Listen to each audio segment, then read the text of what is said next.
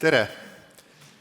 Mul on hea meel tervitada teid täna siin sellel konverentsil, lugupeetud peaminister, parlamendi ja veel mitte parlamendi erakondade esindajad ja kõik kokku tulnud. Minu nimi on Priit Hõbemägi, ma olen Postimehe peatoimetaja ja üks selle ürituse kaaskorraldajatest. Nagu Aare juba rääkis, me räägime majandusest selles võtmes, mis puudutab Ukraina sõda ja paratamatult see sõda kestab edasi, sinna pole mitte midagi parata.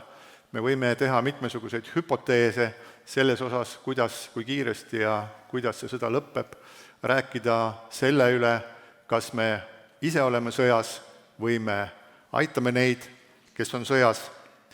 Aga igal juhul pärast sõda seisab Euroopa majandusel ees uus periood ja see periood on ülesehituse periood.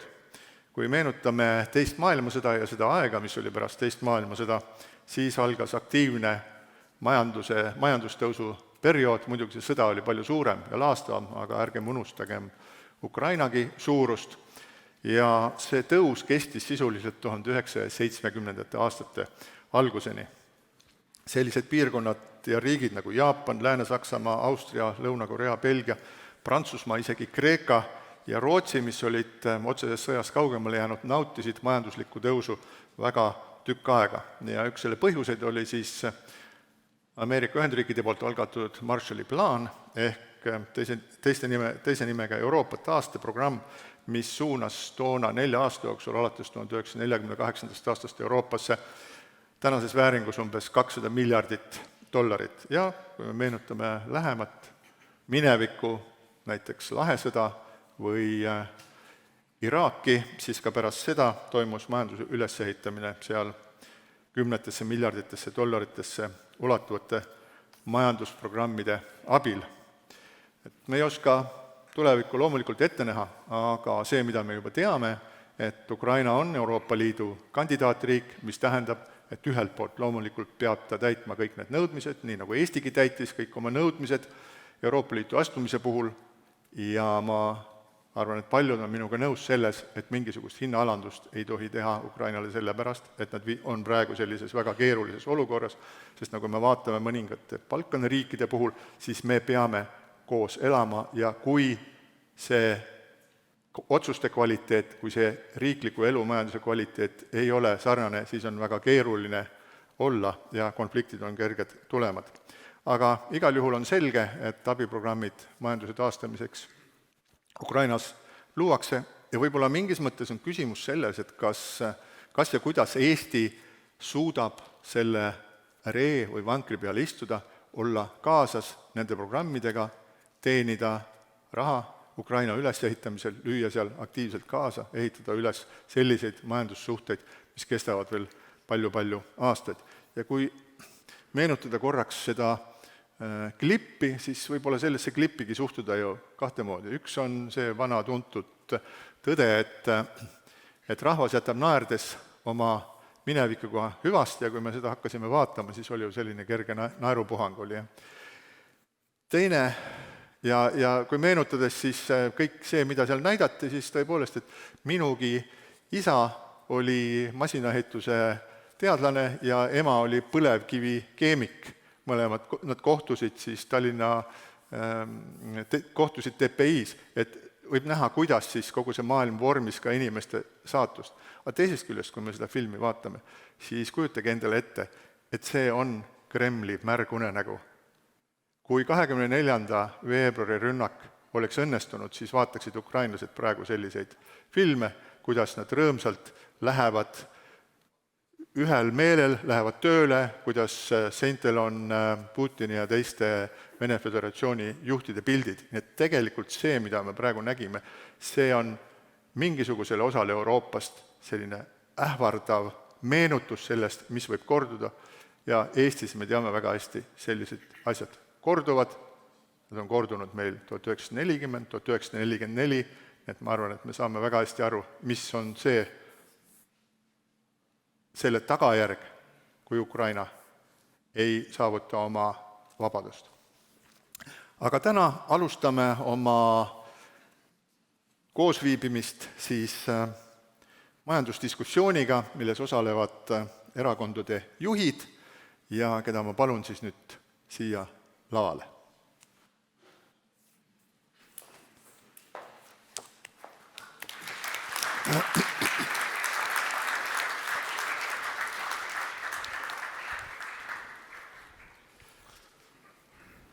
Suur tänu!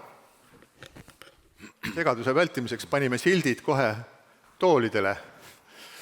Et see ei ole toolide mäng selles mõttes, et kui üks tool on vähem ja see erakond siis parlamenti ei mahu, selline teatud mäng on olemas.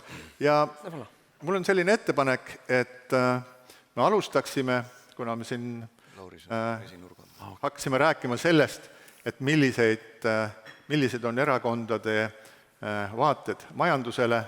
Teatavasti erakondadel on palju ideid selle kohta, kuidas riiki ja majandust arendada ja nad tahavad neid ideid katsetada meie kõikide peale ehk inimeste peal, et kuidas need asjad siis õnnestuvad. Nii et selles mõttes oleks hea, kui nüüd iga erakonna juht kõneleb oma erakonna majandusvaadetest majandusele, majanduse arendamisele ja poliitilise süsteemi võimalustest selle tegemisel. Ja ma arvan, et see võiks olla selline asjalik, umbes 5-minutiline väike kõne, milleks võiks kasutada pulti. Sobib? Kui me alustame puldile kõige lähemast asuvast inimesest ja tuleme siis siiapoole. Nii et Lauri, palun. Aitäh! Tervist minu poolt ka kõigile. Ma selle puldi koha pealt mõtlesin, et mingid slaidid on ette valmistatud teistele, et ma olen mingist infost ilma jäänud. Aga siin on ka teine pult olemas, väga hea. Sotsiaaldemokraatide nägemus majandusest ja riigi rollist võib-olla läheb kokku sellega, kuhu maailm täna teel on väga palju. Et meie jaoks kõigepealt ei ole olemas sellist asja, et on mingisugune ettevõtlus ja majandus ja siis on olemas riik. Ei, need kõik on üks ja sama.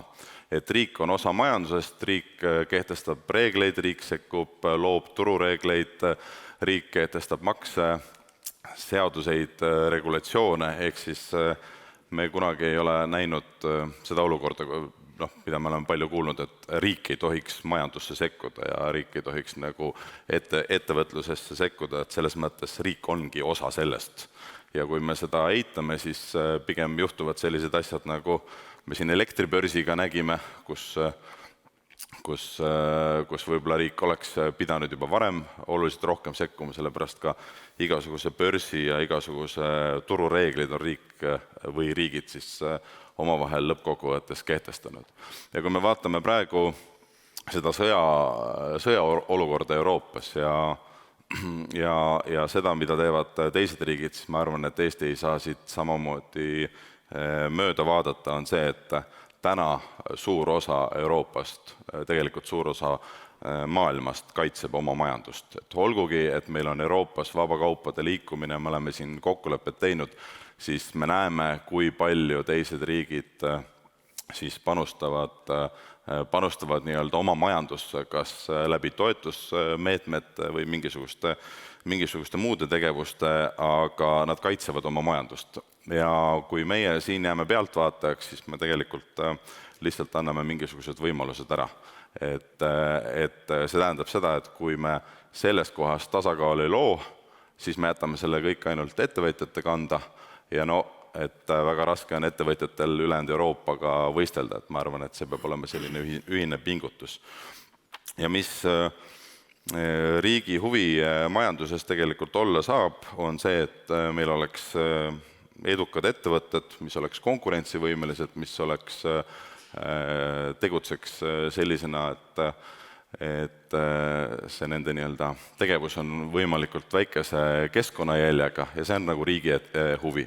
Ja kui me räägime toetustest, siis me ei räägi tegelikult ju toetustest nii-öelda otse nagu ettevõtetele, vaid me räägime sellest loogikast, et meil säiliks töökohad, meil oleks töökohti, meil oleks ekspordivõimekus ja me püsiks konkurentsis ja mitte midagi pole teha, kui ülejäänud maailm sellesse majandusse väga tugevalt sekkub, siis just läbi oma nagu majanduse hoidmise, siis ma arvan, et seda Eesti peaks ka tegema. Ja sotsiaaldemokraadid alati on lähtunud ka sellest põhimõttest, et riik peab olema tugev, et rasketel aegadel oma ettevõtteid ja oma inimesi tegelikult kaitsta ja toetada, ehk siis me ei saa headel aegadel riiki nii õhukeseks lihvida, et kui tulevad keerulised ajad, siis see lööb kõiki väga valusalt. Ja võib-olla selline üldine sissejuhatus praegu minu poolt, aitäh! Ja, suur tänu, aitäh! Härra Seeder, palun!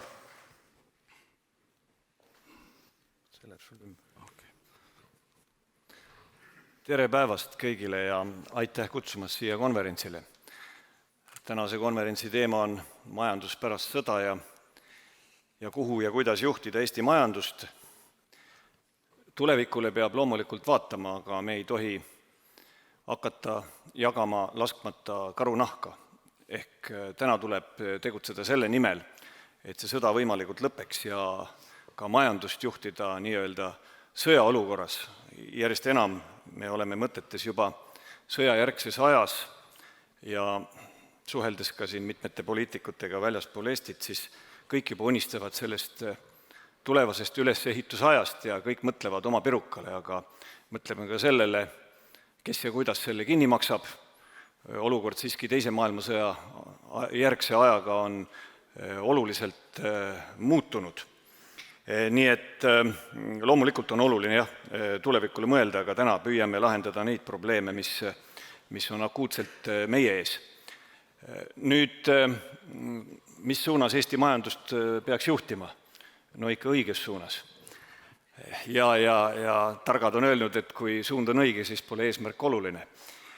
Aga ega riigil nüüd väga palju võimalusi ka majandust juhtida ei ole, aga siiski teatud võimalused on ja kui me räägime nüüd üldisest suunast sissejuhatuseks, siis esiteks kindlasti kõrgemate palkade suunas. Eesti majanduses odava tööjõu konkurentsi eelisele toetumine on lõplikult möödas mitmel põhjustel. Me näeme, et inimesed ei ole rahul madalate palkadega, meie elatustase on kasvanud, meie tööjõuressurss on väga väike ja seetõttu kõrgemate palkade suunas liikumine on vältimatult vajalik ja see üleminek on alanud ammu enne sõja algust ja see on väga valus, aga see etapp tuleb Eestil läbida. Teine on kindlasti kõrgema lisandväärtuse suunas liikumine, see samuti on vältimatult vajalik. Kolmas, mida me peame kindlasti tegema, on väiksema tööjõumahukusega tootmisharude eelistamine või orienteerumine nendele. Eesti ei saa toetuda lõputult immigratsioonile või loota sellele, et me toome sisse kusagilt või meile tuleb sisse kusagilt odavat tööjõudu.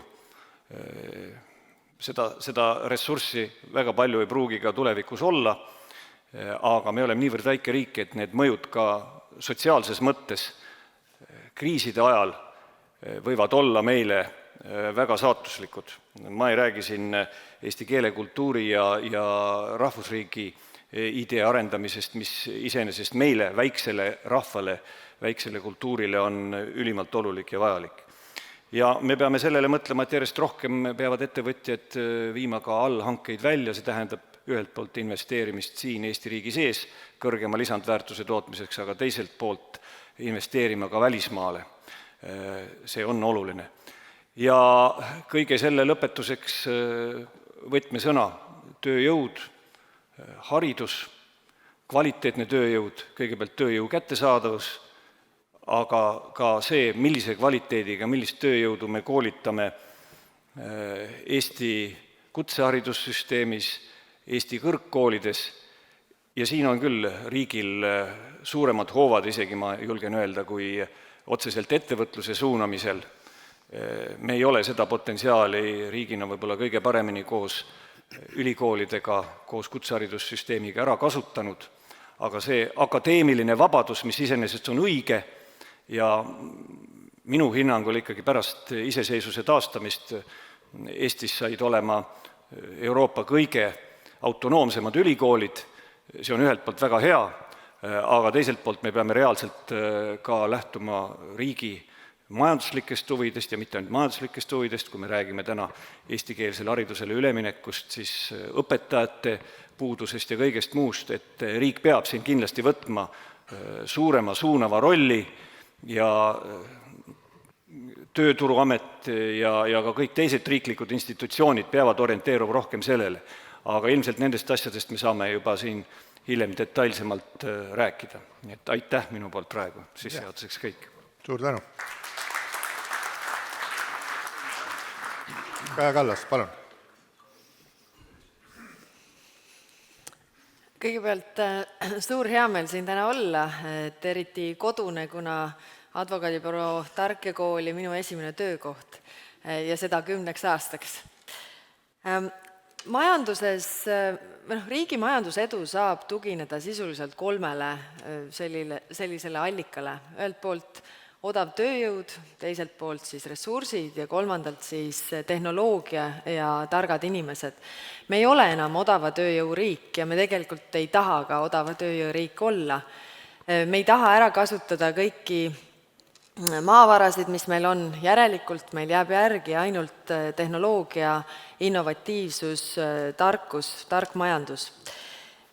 Ja sellepärast, mida riik siin saab teha, on kindlasti investeerida rohkem teadus-arendustegevusse. Mul on hea meel näha, et ka ettevõtjad teevad seda järjest rohkem, et see 2% klubi nii-öelda suureneb.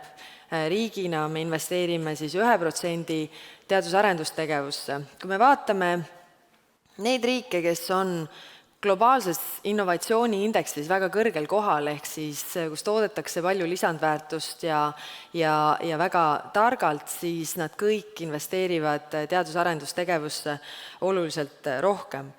Mida riik saab veel teha? Atraktiivne majanduskeskkond on olnud Eesti trump.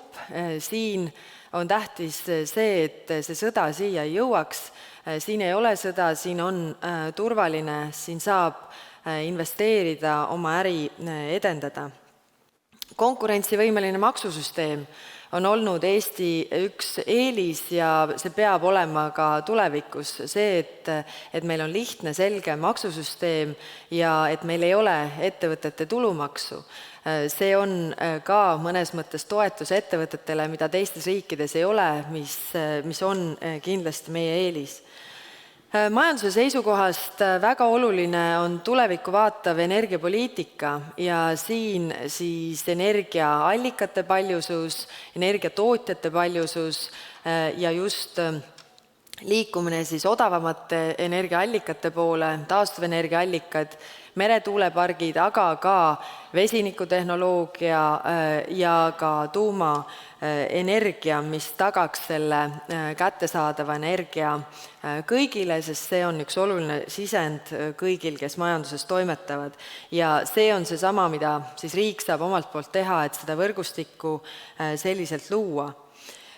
Lisaks energiale on muidugi riigi ülesanne toimiv taristu ja siin ma ei pea silmas ainult teid, vaid ka internetti, mis tänapäeval on kõikide tööde tegemiseks ülioluline, investeerimine internetti ja viimasesse miili, et see internet oleks igal pool Eestis kättesaadav, et inimesed saaksid töötada kus iganes nad siis parasjagu elada soovivad.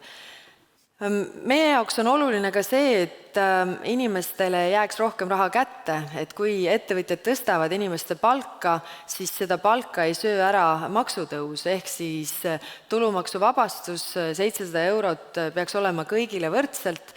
Jah, kui sa teenid rohkem, sa absoluutnumbrites maksad ka rohkem, aga protsendina ei karistaks palgatõuse, ei karistaks kuidagi edasijõudmist.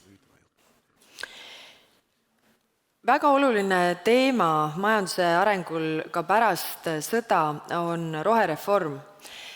Majanduses on ju tegelikult ka looduses on samamoodi, et mitte suured ei söö väikeseid, vaid kiired söövad aeglaseid ja Eesti on korduvalt näidanud, et me suudame olla kiired.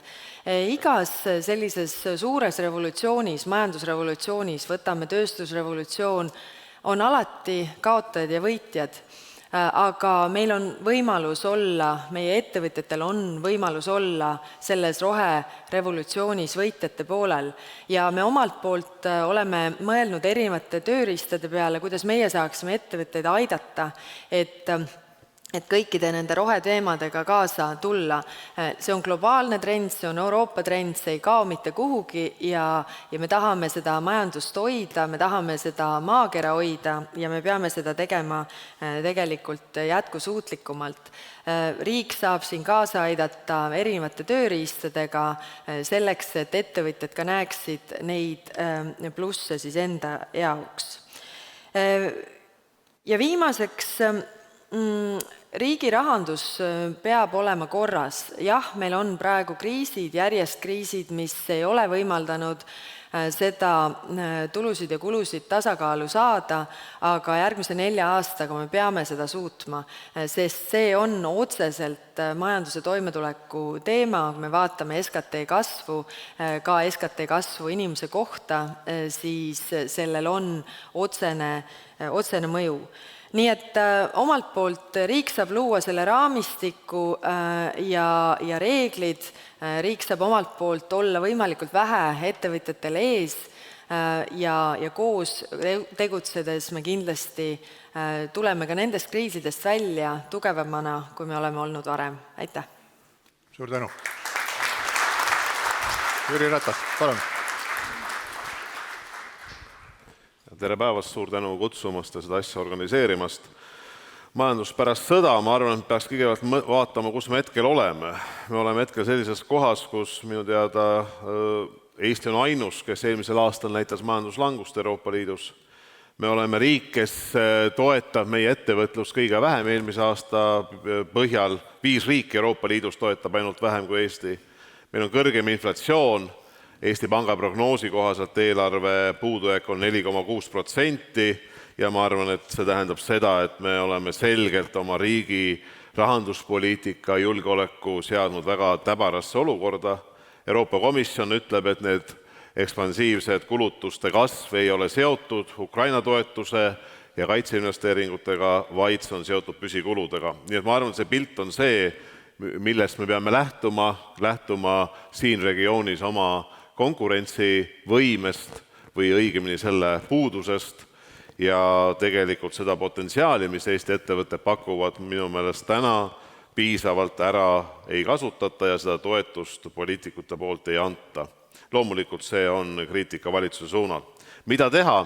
Nii nagu moderaator küsis, et mis siis Keskerakonna positsioonide seisukohad on, siis ma arvan, et me ei saa võtta seda mudelit aluseks, mis oli 2009, et riik on nagu ettevõtluse toetusest välja astunud, mida me täna ka näeme ja tegelikult see tähendab seda, et ettevõtjad on järjest keerulisemas seisus, ettevõtted sulgevad uksi, ma arvan, et standard on ainult selle jäämäe veepealne osa, mida tuleks teha, tuleks energeetika hindades anda täna riigi poolt toetust, väga lihtne meede, võrgutasud näiteks, mida riik tegi 2022 toona koalitsioon, Reformierakond, Keskerakond, 2022 aasta alguses seda täna ei ole.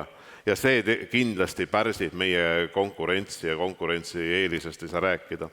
Nüüd edasi, ma arvan, et riik peaks tõsiselt mõtlema selle peale, mis on ka meie programmis sees, on siis kontratsüklilised investeeringuid, neid on täna vaja.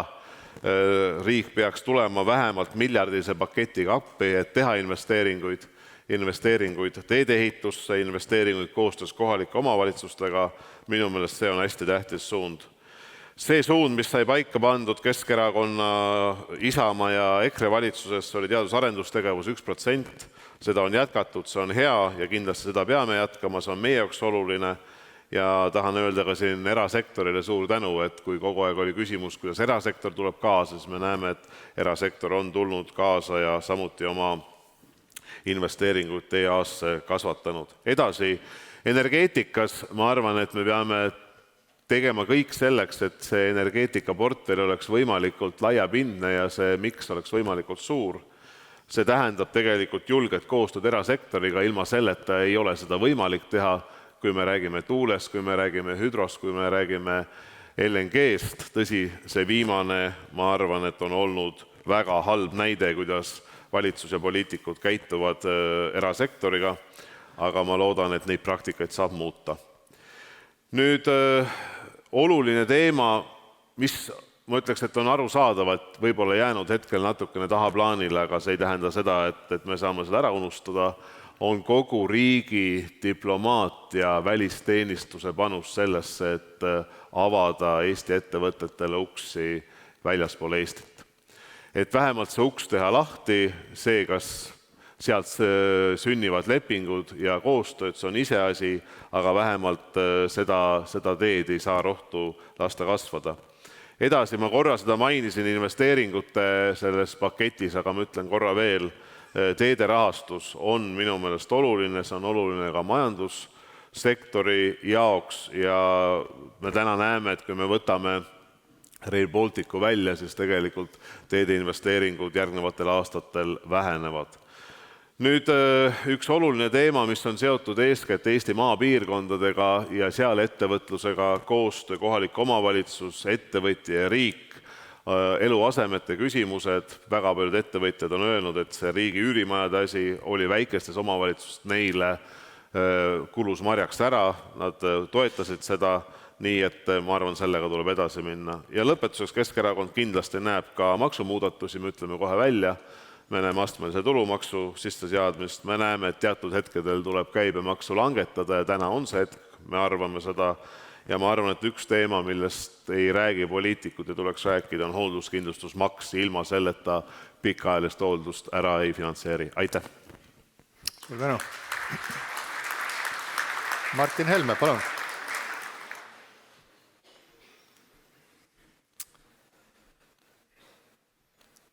Aitäh kutsumast, kui ma vaatan saali, siis siin on peaaegu sama palju inimesi kui EKRE kõnetuuri koosolekutel, väga sümpaatne. Kui ma vaatasin seda videot, mis siin sissejuhatuseks oli, siis mind küll tabas selline äng, sest see oli tehtud ju aasta pärast küüditamist. Ja see täielik võltsmaailm, mis seal kuvati meile, on tülgastav. Me kõik teame tegelikult, kuidas need inimesed olid sinna pandud ju tääkidega plaksutama. Ja tabasin ennast mõttelt, et ega see iseenese promo võltsmaailmaga ilusad noored naised seal traktoriroolis väga palju ei erine Euroopa Liidu enesepromost. Aga nüüd teema oli majandus pärast sõda, aga ma arvan, millegipärast me hakkame ikka rohkem rääkima sõjast kui majandusest, võib-olla ma eksin.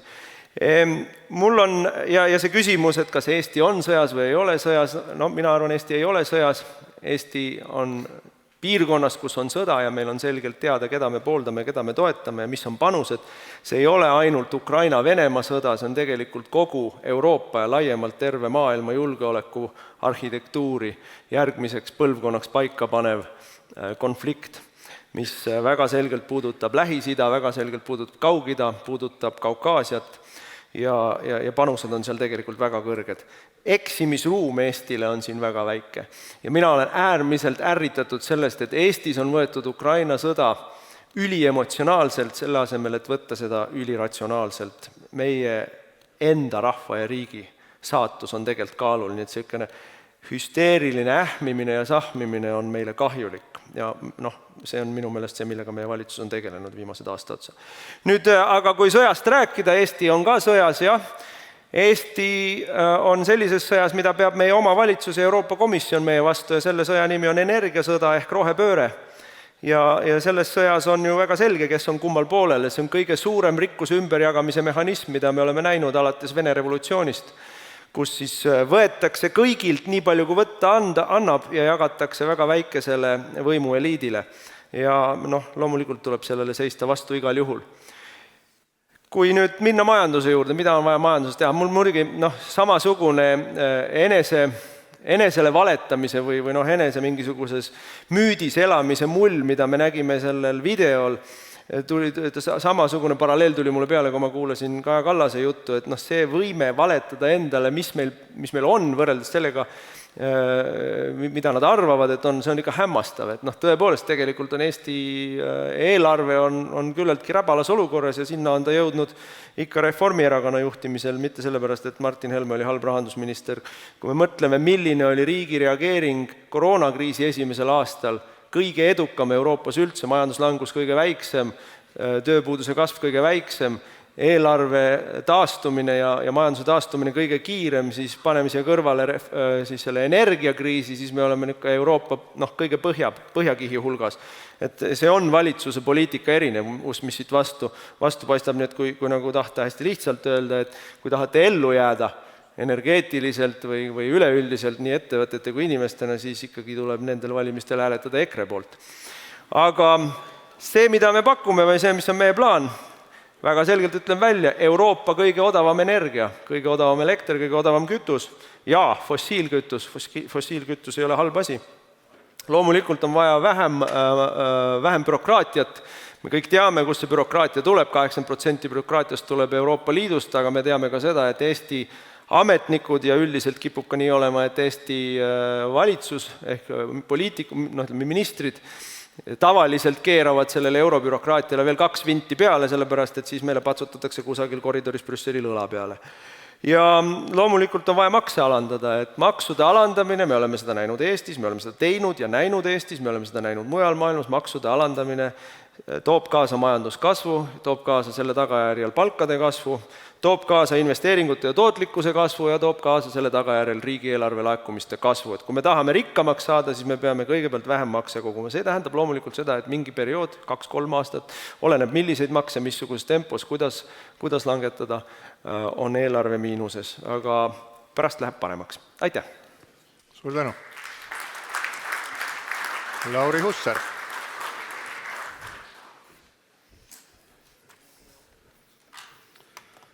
Head konverentsist osavõtjad, 6 aastat tagasi seisin ma selle sama koha peal, kus Priit seisab täna. Ja me arutasime toona Postimees Tark majanduskonverentsil teema üle, kust tuleb kasv. Ja sellel konverentsil kõlas väga palju häid ideid. Me rääkisime digipöördest, rääkisime haridusest, rääkisime maksudest, rääkisime energeetikast. Ja kahjuks valdav osa nendest ideedest ei ole täna moel või teisel mitte kuidagi realiseerunud.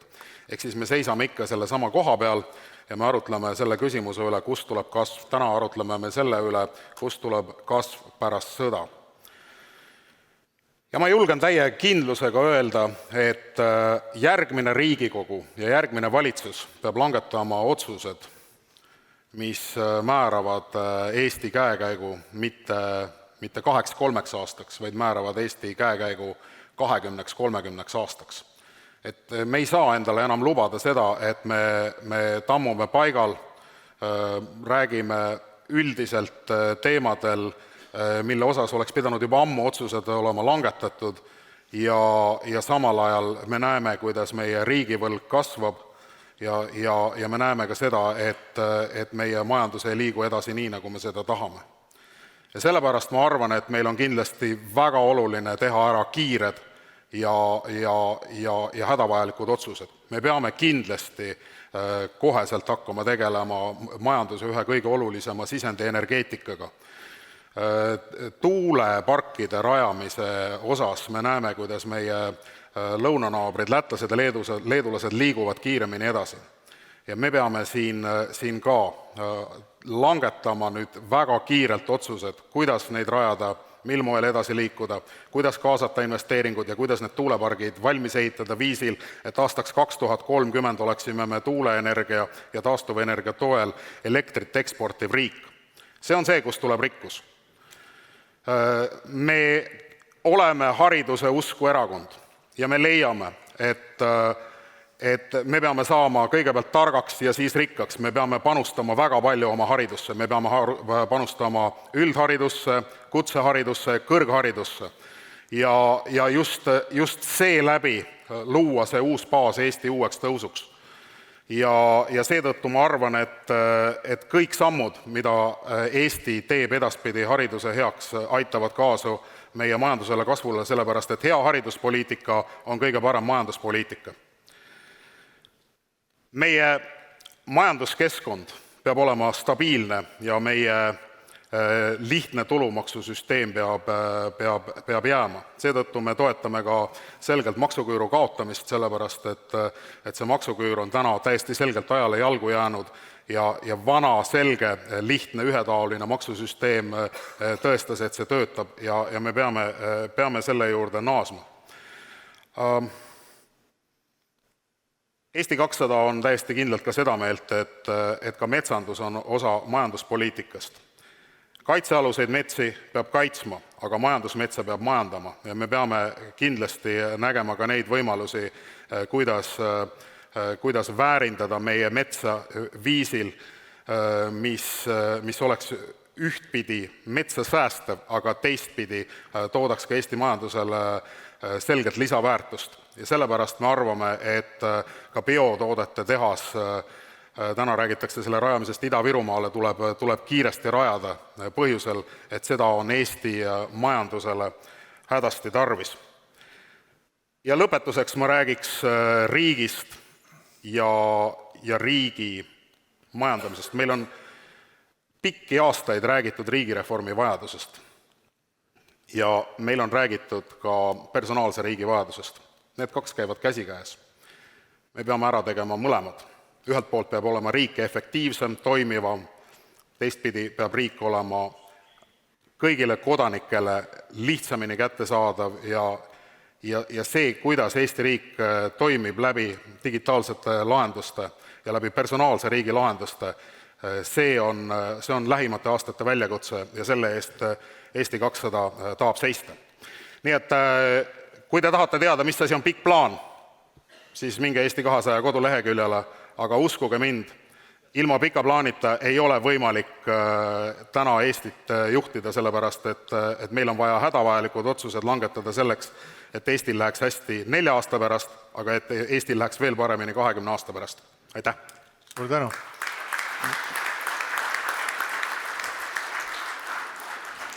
Aitäh Laurile, aitäh kõigile kõnelejatele.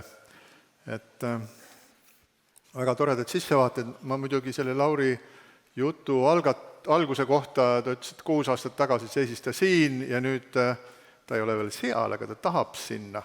Et vaatame, kuidas läheb. Et kui see on vihje, et mina järgin sama teed, siis ma kinnitan teile kõigile, et ma olen kõik need ahvatlevad ja meeldivad pakkumised kandideerida erinevates erakondades lükanud tagasi ja teen seda alati.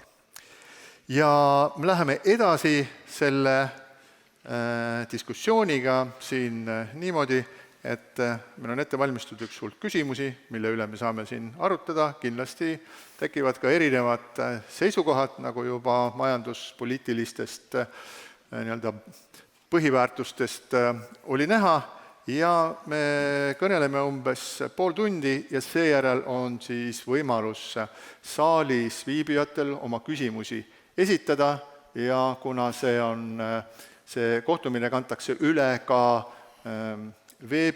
Postimehe veebitelevisiooni otsesaates, siis selleks tuleb kasutada mikrofoni, et küsimus oleks kuulda, muidu meie 10, võib-olla 100 000 vaatajad ja järelvaatajad, nemad võib-olla ei kuule seda küsimust. Ja ehkki ma kangesti tahaksin küsida seda, või alustada seda diskussiooni sellest, et kuidas lähevad omavahel kokku äsjane Euroopa Parlamendi otsus selle kohta, et aastast 2035 toota ja müüa ainult siis heitmeid mitte tekitavad autosid ja kas sellele inimesele, kes kavatseb osta endale 70 000 eurot maksva siis elektriauto, on ikka vaja 4000 eurot toetust selle juurde või kuidas seda asja paremini teha, aga alustame sellisest laiemast pildist ja see küsimus on siis selline. Milliseid riiklikke otsuseid me vajaksime, et Eesti ettevõtjatel oleks hea positsioon sõjajärgse Euroopa ülesehitamisel? Mõtlen nii Ukrainat, Eestit kui majandust üldse. Kuidas saab riik ettevõtteid aidata ja millega? Ja palun, Kaja Kallas. Ja aitäh. Kõigepealt, kas ma tohin paar asja ümber lükata, mis siin puldist öeldi ka, et kuna see on ikka debatt, et siis debateerida ka saaks. Et majanduslangus, et meil oli ainus majanduslangus, see ei vasta tõele. Inflatsioon on Ungaris, Leedus, Lätis hullem ja inflatsiooniga on see, et me saime selle löögi tõepoolest kätte esimesena. Praegu alates augustist ei ole meie hinnad tõusnud, samas kui Soomes, Leedus, Lätis, Ungaris need hinnad alles tõusevad. Ja mis puudutab majanduse toetamist, siis viimane Brügeli aruanne ütleb, et me oleme majandust toetanud, see pakett on tagantpoolt 8, ehk siis ka see ei vasta tõele, et me ei ole teinud. Kui sinna juurde panna ka seesama, et meil ei ole näiteks ettevõtete tulumaksu, siis tegelikult see pakett on palju suurem, teised riigid on võib-olla paremad seda pakendama. Nüüd, mida peab aru saama igasuguste majandustoetamistega, on see, et vaadake, teine pool on siis see, et kui te hakkate teenima, siis ka neid kasumeid võetakse ära. Et see diskussioon, mis nüüd hakkab ka seoses nüüd pankadega, aga et teiselt poolt, kui on toetused, siis peaks olema ka see, et siis, kui teil läheb hästi, siis riik ütleb, et kuule, et teil läheb liiga hästi. Aga ühesõnaga aidata tuleb ja mina olen just Euroopa tasemel seisnud selle eest, et see toetuste võidujooks tegelikult on siseturule halvav ja on väikestele riikidele väga ohtlik, sest meie ettevõtjad võidavad eelkõige sellest, et meil on avatud turud ja ei ole sellist protektsionismi. Aga kui Prantsusmaa, Saksamaa hakkavad väga võitlema Ameerikaga, siis selle tulemus on see, et tegelikult väikesed kaotavad ja lõpuks ka neil saab maksumaksjate raha lõpuks otsa. Nii et tegelikult seda ei tasu teha. Kontratsükliline, absoluutselt olen nõus, riik peab investeerima kontratsükliliselt, lihtsalt probleem on selles, et meil on praegu stagflatsioon, kus meil saab kokku kõrge inflatsioon majanduse jahenemisega. Need tööriistad, mis sul töötavad kõrge inflatsiooni puhul, ei tööta sul majanduse jahenemise puhul ja peab väga seda tasakaalu hoidma, et mitte inflatsioonile juurde anda. Nii et põhimõtteliselt mis see küsimus oli muidu? Kuidas saab riik aidata ettevõtjaid selleks? Üks asi veel, ma kuulan ka seda, et nüüd Eesti 200 ütleb, et oi, et riigivõlg on väga paha. Ma lihtsalt tuletan meelde ühe asja.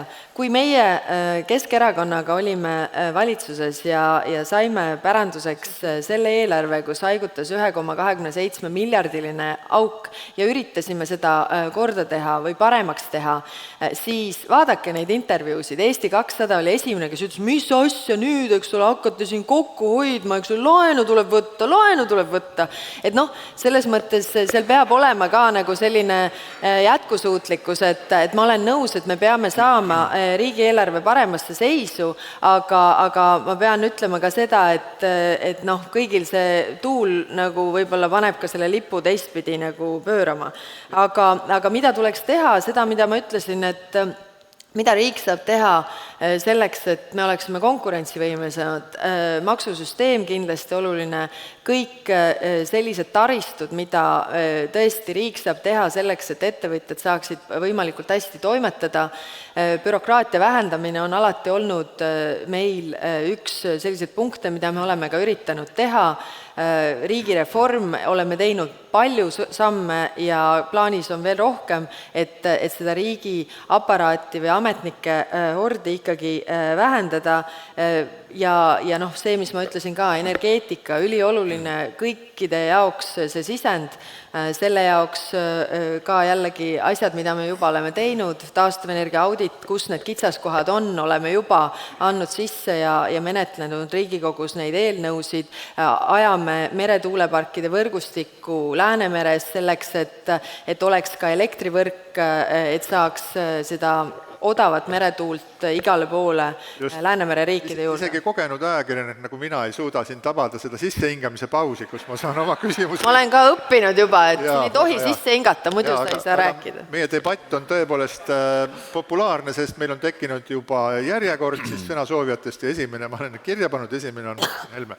Jaa, ma tahtsin öelda, et ma tulen tagasi sinna enesemüüdi vankumatuse juurde, mis Reformierakonnal või Kaja Kallasel on, et Eestil muide on ettevõtte tulumaks, et seda ikkagi tuleb aeg-ajalt meelde tuletada ja ettevõtted maksavad täiesti arvestatavat summat riigieelarvesse. Loomulikult see jutt, et nad said mingisuguse riigieelarve, kus oli must auk miljardites, ei vasta tõele, see oli Rahandusministeeriumi 4 aasta prognoos, mis oli pika puuga mööda ja ei realiseerunud. Ise seda tunnistasid? Ise seda tunnistasid, et see oli bluff. Selle kohta on intervjuud. Lase nüüd ma räägin, eks.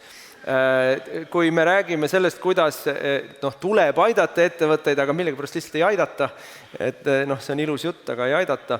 Ja minu ikkagi põhiprobleem on see, et selle asemel, et võtta ettevõtetelt elektriarvetega ja kütusearvete ja ma ei tea, mis kõiki võimalike arvetega ja ka kodumajapidamistelt miljardeid ära ja kühveldada see tegelikult siis riigieelarvesse, nagu Eleringi ja Eesti Energia ja kõikide muude asjade kaudu tehakse.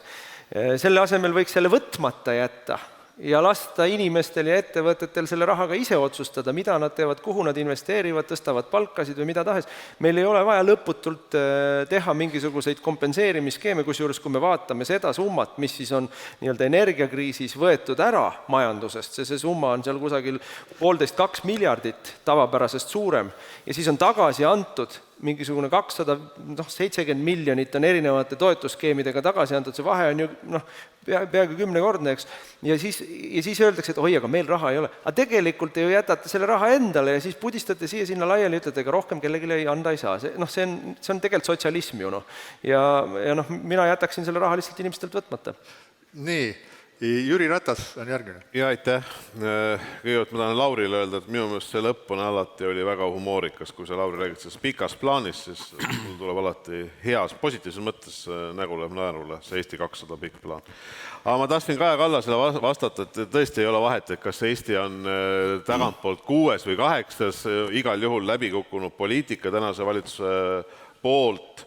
Mina toetun Euroopa Komisjoni värskele majandusprognoosile, mille kohaselt ta ütles, et eelmisel aastal langes majandus ainult ühes Euroopa Liidu riigis, see oli Eestis. Teistes riikides majanduskasv jätkus. Nii. Nüüd, kui vaadata sellest, mida moderaator küsis, mida siis teha tuleks, mida sa, Priit, küsisid. Ma jätkuvalt, me ei saa hüpata nagu täna selles situatsioonis, kus me oleme Ukraina võitu, et me peame arvestama sellega, et Ukraina võiduks läheb veel natukene aega. Ja me näeme täna seda, et teised Euroopa riigid annavad toetusi. Ja kui vaadata statistikat, Saksamaa toetab 7,4% SKP-st, Eesti toetab 1%. Ja kas me võiksime küsida, kas Saksamaa on läbi kukkunud ja Eesti on siis õigel teel, õnnelikul teel, siis numbrid räägivad teist keelt. Seesama Euroopa Komisjon on korrigeerinud Saksamaa majanduskasvu 0,8% võrra paremaks ja ta on korrigeerinud ka Eesti majandust 0,6% võrra kehvemaks. See on komisjoni sügisprognoosiga võrreldes. Ja me ei saa sellega ometi rahul olla. Nüüd millega veel ei saa rahul olla, kui need samad lennusuunad pannakse kinni Tallinna lennujaamast. Ma arvan, et see on väga halb praktika, mida ei tohi teha. Ja ma tahan öelda, et väga palju asju on, mida ei tohi teha ja mida tänane valitsus on teinud. Aga mida peaks tegema? On kontratsüklilised investeeringud, millest ma rääkisin, on kindlasti see sama energeetika ja mitte ainult toetused, vaid see energiaportfelli tõesti paljusus koostöös erasektoriga. Ja kui räägitakse tuuleparkidest ja nii edasi, see on õige jutt ju, aga siis siin kõrval ei saa olla nii, et ettevõtjatele öeldakse, et see on väga tore, et te panite 30-40 miljonit sinna lainetesse loksuma ja selle kai valmis ehitasite. Aga riik sellega ei tegele. Et need on nagu väga-väga halvad näited. Nii et need kaks on minu meelest täna peamist, millega riik saaks Eesti majandust aidata, et majandusel läheks paremini. Ja lõpetan sellega, millega lõpetas Ukraina president, kui ma kohtusin temaga 24. märtsil Kiievis, siis ta ütles nii, et seal kohtumisel, et ta tõesti väga loodab, et riigid tulevad appi Ukraina ülesehitamisel. ja see läheb selle tänase temaatikaga väga hästi korda, mitte ainult rahaliselt appi, vaid ka läbi arhitektide appi ja see näitab tegelikult president Zelenskõi sellist pikka visiooni ja kindlasti Eesti võiks olla ja peaks olema siin heaks koostööpartner Ukrainale. Suur tänu. Paistab, et ma olen täitsa mõttetult vaeva näinud nende 10 küsimuste loomisega. Erakondade juhid suudavad oma sissejuhatava kõne põhjal väga edukalt ja elavalt debateerida. See küsimus oli sama enam-vähem. Ja, aga nüüd tuleb siis Lauri Hussar. Ma Jürile ütlen kõigepealt nii palju, et Eesti 200 pikk plaan tõepoolest kahjuks ei sisalda astmelist tulumaksu, et midagi ei ole teha. Aga te jõuate arendada oma maksusüsteemi. No mitte keegi ei tea, mida see pikk plaan sisaldab. Ja laenamisel on vahe, et palun tõstke saalis üles käsi, kes on võtnud tarbimislaenu. Aga tõstke nüüd käsi üles, kes on võtnud investeerimiseks laenu. No käte meri. Ehk siis täna me oleme olukorras, kus Eesti riik on võtnud tarbimislaenu ja mitte laenu investeerimiseks. Kui laenate, siis võtta laenu investeeringuteks ja teha need investeeringud selliselt, et sellest tõuseks Eesti majandusele ka tulevikus tulu. See on laenamise mõte, mitte see, et me laename raha ja siis me kulutame selle lihtsalt ära. Aga vastuseks nüüd Priidu küsimusele, et kuidas nüüd toetada Eesti ettevõtjaid, siis siin on nüüd mitu aspekti, millele tuleb tähelepanu pöörata. Üks on kindlasti regionaalne aspekt. Me peaksime täna vaatama seda, kuidas luua väljaspool Tallinnat ja Harjumaad ettevõtjatele rohkem võimalusi. Ja kuidas soodustada seal investeeringuid, milliseid investeeringusoodustusi ettevõtjatele teha ja ma arvan, et need on hädavajalikud selleks, et luua sinna töökohti, et elu maalt ei kaoks ja et sealsetel kohalikel omavalitsustel läheks paremini. Need on hädavajalikud ja kiired sammud, mida tuleb täna kindlasti ära teha. Mis puudutab Eestit tervikuna, siis kust tuleb rikkus? See tuleb ikkagi ennekõike ekspordisektorist. Ehk siis me peame selgelt soodustama Eesti eksporti kõikide võimalike viisidega, kuidas eksporti on võimalik toetada läbi majandusdiplomaatia, läbi Eesti ettevõtete tegevuse soodustamise.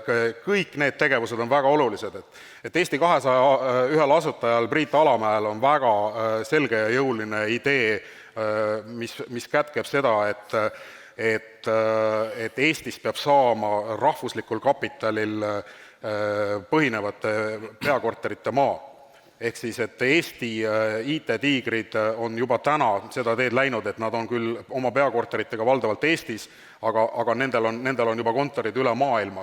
Et see peaks olema kindlasti üks väga oluline ambitsioon, mida me peame toetama ja seda me saame toetada läbi väga soodsa ja mõistliku ettevõtluskliima Eestis, aga kindlasti ka läbi Eesti ettevõtete tegevuse toetamise. Ehk siis eksport on oluline, aga kindlasti ka väga selge regionaalne tegevus. Selge. Suur tänu. Ja Lauri Läänemets.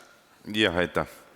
Energeetikast nii palju, et sotsiaaldemokraatide jaoks on tuulepargid, tuuleenergia või roheline energia üldiselt väga oluline, et kui me võtame praeguse koalitsioonilepingu, siis põhimõtteliselt välja arvatud vist universaalne elekter olid kõik ülejäänud sotside ettepanekud, et sellega valitsus täna väga tugevalt tegeleb. Fantoomliitumiste kaotamine 2030 eesmärk toota rohelist energiat sama palju, kui me siin tarbime, siis planeeringud 3 aasta peale viia, et me tõesti reaalselt suudame neid tuuleparke kiiremini ehitama hakata, kõik muud asjad sinna juurde. Energeetika number 1 asi.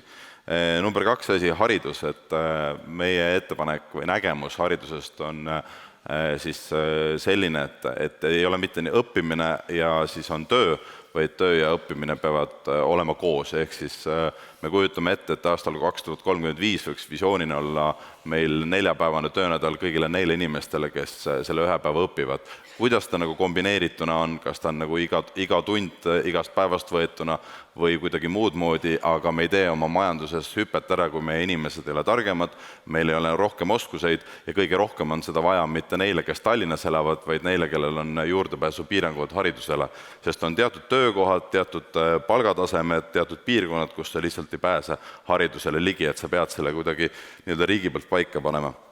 3. asi, mis puudutab siis majanduse edukust, Vaadake, majandus ei saa olla edukas niimoodi, et Tallinn läheb eest ära ja ülejäänud Eesti jääb järgi. See lihtsalt ei ole võimalik ja minu mäletamist mööda täna maailma valdav majandusteadlaste arvamus on ka see, et mida suurem on ebavõrdsus, seda väiksem on majanduskasv. Ehk siis me peame seda ebavõrdsust regionaalselt vähendama, see tähendab eurotoetuste jagamist, mitte niimoodi, et võtke kõik, kes saavad, vaid me ütleme, et näete, siin ettevõtluse rahadest pool läheb Tallinna kuldsest ringist ja Tartu kuldsest ringist väljapoole. Ja teine pool puudutab inimeste sissetulekuid. Me pole niisama teinud ettepanekut, et valitsus peaks püüdlema selle poole, et miinimumpalk tõsta 1200 euro peale. See tegelikult, ma tean, et see on osade ettevõtete jaoks keeruline, väikeste ettevõtete jaoks keeruline, aga me oleme pakkunud ka nii-öelda üleminekumehhanismid, investeeringumehhanismid nagu ettevõtetele välja, et seda oleks võimalik teha. Ja viimane asi, mis siit kõlama ei, siin räägitakse hästi palju sellest madalatest maksudest ja ühetaolisest maksusüsteemist. Ma arvan, et maksusüsteem ei pea olema ühetaoline. Maksusüsteem peab olema õiglane ja võimaldama majandusel riigil arengut. Näiteks, kui me räägime lihtsalt ühetaolisest maksusüsteemist, siis me ei suuda teha erandeid, kus kohas öelda ettevõttele, et näete, kui te teete Valgamaale 50 töökohta, siis me teeme teile sotsiaalmaksu erandi, ma ei tea, 5 aastat maksate poole vähem või midagi siukest. Et me tegelikult täna komistame selle loogika taha, mis väidetavalt meid siia on toonud ja kindlasti on sellest väga palju abi olnud.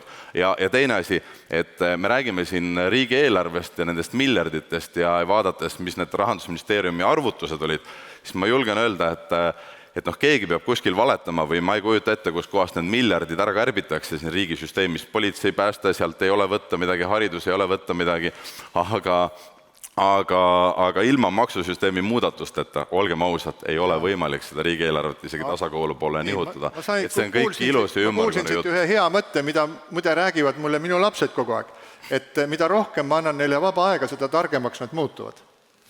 Ma olen kogu aeg vastu vaielnud, aga nüüd tuleb välja, et kui töönädalat teha lühemaks... Ei, aga miks sa vaidlustad sellist asja, mis on maailma trend, et võtame kas või EBS-i, et minu arvates EBS on väga näide, neil on 600 tundi tasustatud aega aastas inimestele, EBS eeldab, et õpitakse. Eestis on neid teisi ettevõtteid ja ma arvan, et kui väga paljud ettevõtjad palkavad täna inimesi, siis väga paljud noored ütlevad, et nad tahavadki õppida, nad tahavadki seda nagu vähem teha. Ja kui me küsime, kust tuleb siis see hüppe, aga kust tuleb arenguhüppe ja kui inimene targemaks ei saa, siis me seda ei saa, et me peame pigem on see trend, kus kohas me peaks olema liidrid, mitte need, kes jälle tagant tulesid vaatavad. Selge, nii, aga härra Seeder ei ole saanud veel selle teema kohta oma seisukohta öelda. Jah, no kõik rääkisid ju teemast mööda, ma püüan teemast püsida. Ja vaba aeg on hea asi, aga hea on see, et raha on vaba. Nüüd, meil on raske selles emotsionaalses diskussioonis osaleda, sellepärast, et Isamaa on teinud seni kõik strateegilistes valikutes ju õigesti ja näete, kriitikat ei olnud ka meie suunal. Nüüd teemad siin, pikk plaan ja riigi rahandus, laenu võtmine. No pika plaaniga peab olema väga ettevaatlik, et kindlasti me peame ette mõtlema ja nii Euroopas kui Eestis on neid arengukavasid ja plaane väga palju. Õnneks neil ei ole väga suurt õiguslikku tähendust, reguleeritakse ikkagi elu reaalselt seadustega. Aga kui mina 2007 ministriks sain ja nii-öelda valitsusliikmena hakkasime eelarvet kokku panema, siis järgnes ju kohe kriis. Ja mis me vaatasime siis 4-aastase stressist, vaatas vastu rahandusminister Sõerdi koostatud RES-plaan, mis nägi ette majanduskasvu pluss 10%, tuli miinus 10%. Pika plaaniga tuli teha 5 kärpe-eelarvet, sotsiaaldemokraatidel jõudis või lõppes jaks otsa, eks ole, te lahkusite koalitsioonist, Ivari Padar enam ei olnud nõus kärpima, mina esitasin viimase 5. kärpe-eelarve Riigikogule, olles siis rahandusministri kohusetäitja. Ja kui me mõtleme sellele, et Rahandusministeerium ja Eesti Pank suudavad ette prognoosida 60 aastat meie niisugust pensioniperspektiivi, aga ei näe ette kuud inflatsiooni, siis ütlen veel kord, nende pikkade plaanidega peab olema väga ettevaatlik, eriti kui nad raiutakse sisse arengukavadesse ja veel hullem seadustesse. Aga see ei tähenda, et me ei peaks tulevikule mõtlema. Loomulikult peame mõtlema, aga mõtleme nüüd maailmale, kuivõrd muutlik on olnud maailm ja maailma majandus. Ja need samad Euroopa sanktsioonid ja mõtleme sõjajärgsele ajale. Küsimus oli, et mida teha sõjajärgsel ajal ja kuidas käituda. Et väga sõltub sellest poliitilistest otsustest. Sanktsioonipoliitika jätkub või mitte, kuidas Venemaa suhestub ülejäänud maailmaga. nii toorme kui kõige muu osas. Et need poliitilised valikud ja otsused mõjutavad väga palju majandust ja meie võimalusi ja mida on meie poliitikud täna õieti teinud selle Ukraina sõja ajal, mida Martin, sa väga kritiseerisid ja ma olen nõus, et me ei tohi rapsida. Aga selline nii emotsionaalne tee on sillutatud, kui ma julgen öelda, ka sisuline tee Ukraina abistamiseks ka pärast sõda. Me oleme loonud sellise positiivse fooni. Loomulikult me oleme väiksed tegijad ja Eesti ei maksa sõjajärgset taastustööd kinni, aga meie osalemise võimalus ja hea suhe Ukrainaga on kindlasti üks eelis.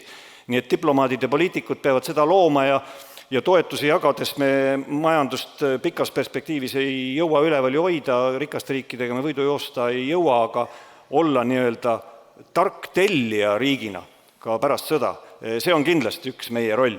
Ja ma lõpetuseks tahan lihtsalt lühikese repliigi öelda siia eelarve poole peale, et laen ei tohi olla eesmärk, aga laenu ei tohi ka karta. Ega siis suur osa majandusest, ettevõtetest, teil kõigil on laen ja laenukoormus.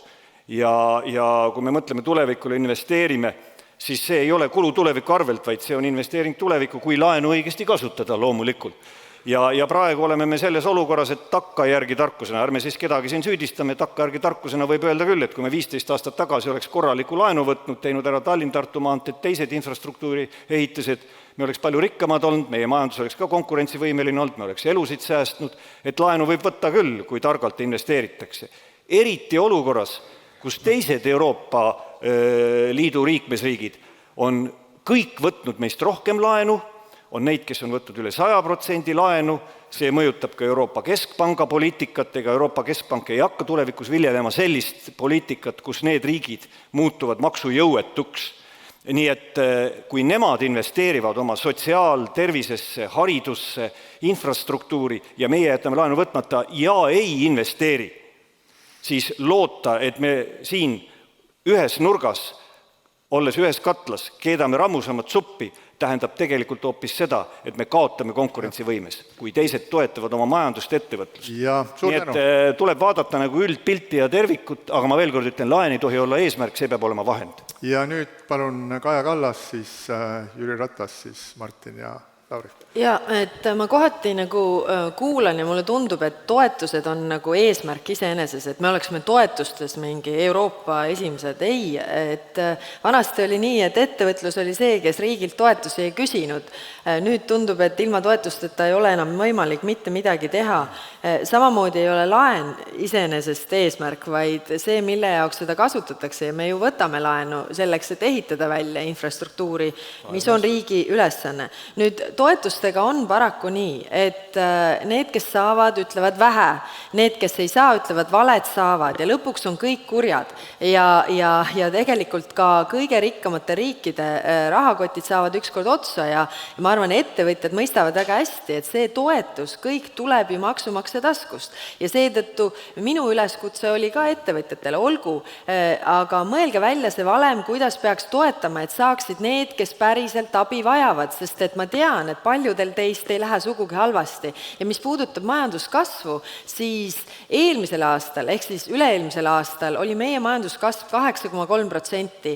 Meie naabrid Läti, Leedu, Rootsi 4,7% ja Soome 3,3%. See tähendab seda, et meil seda kasvuruumi järgmisel aastal ongi vähem ja sellepärast, et meie see hüpe oli väga suur.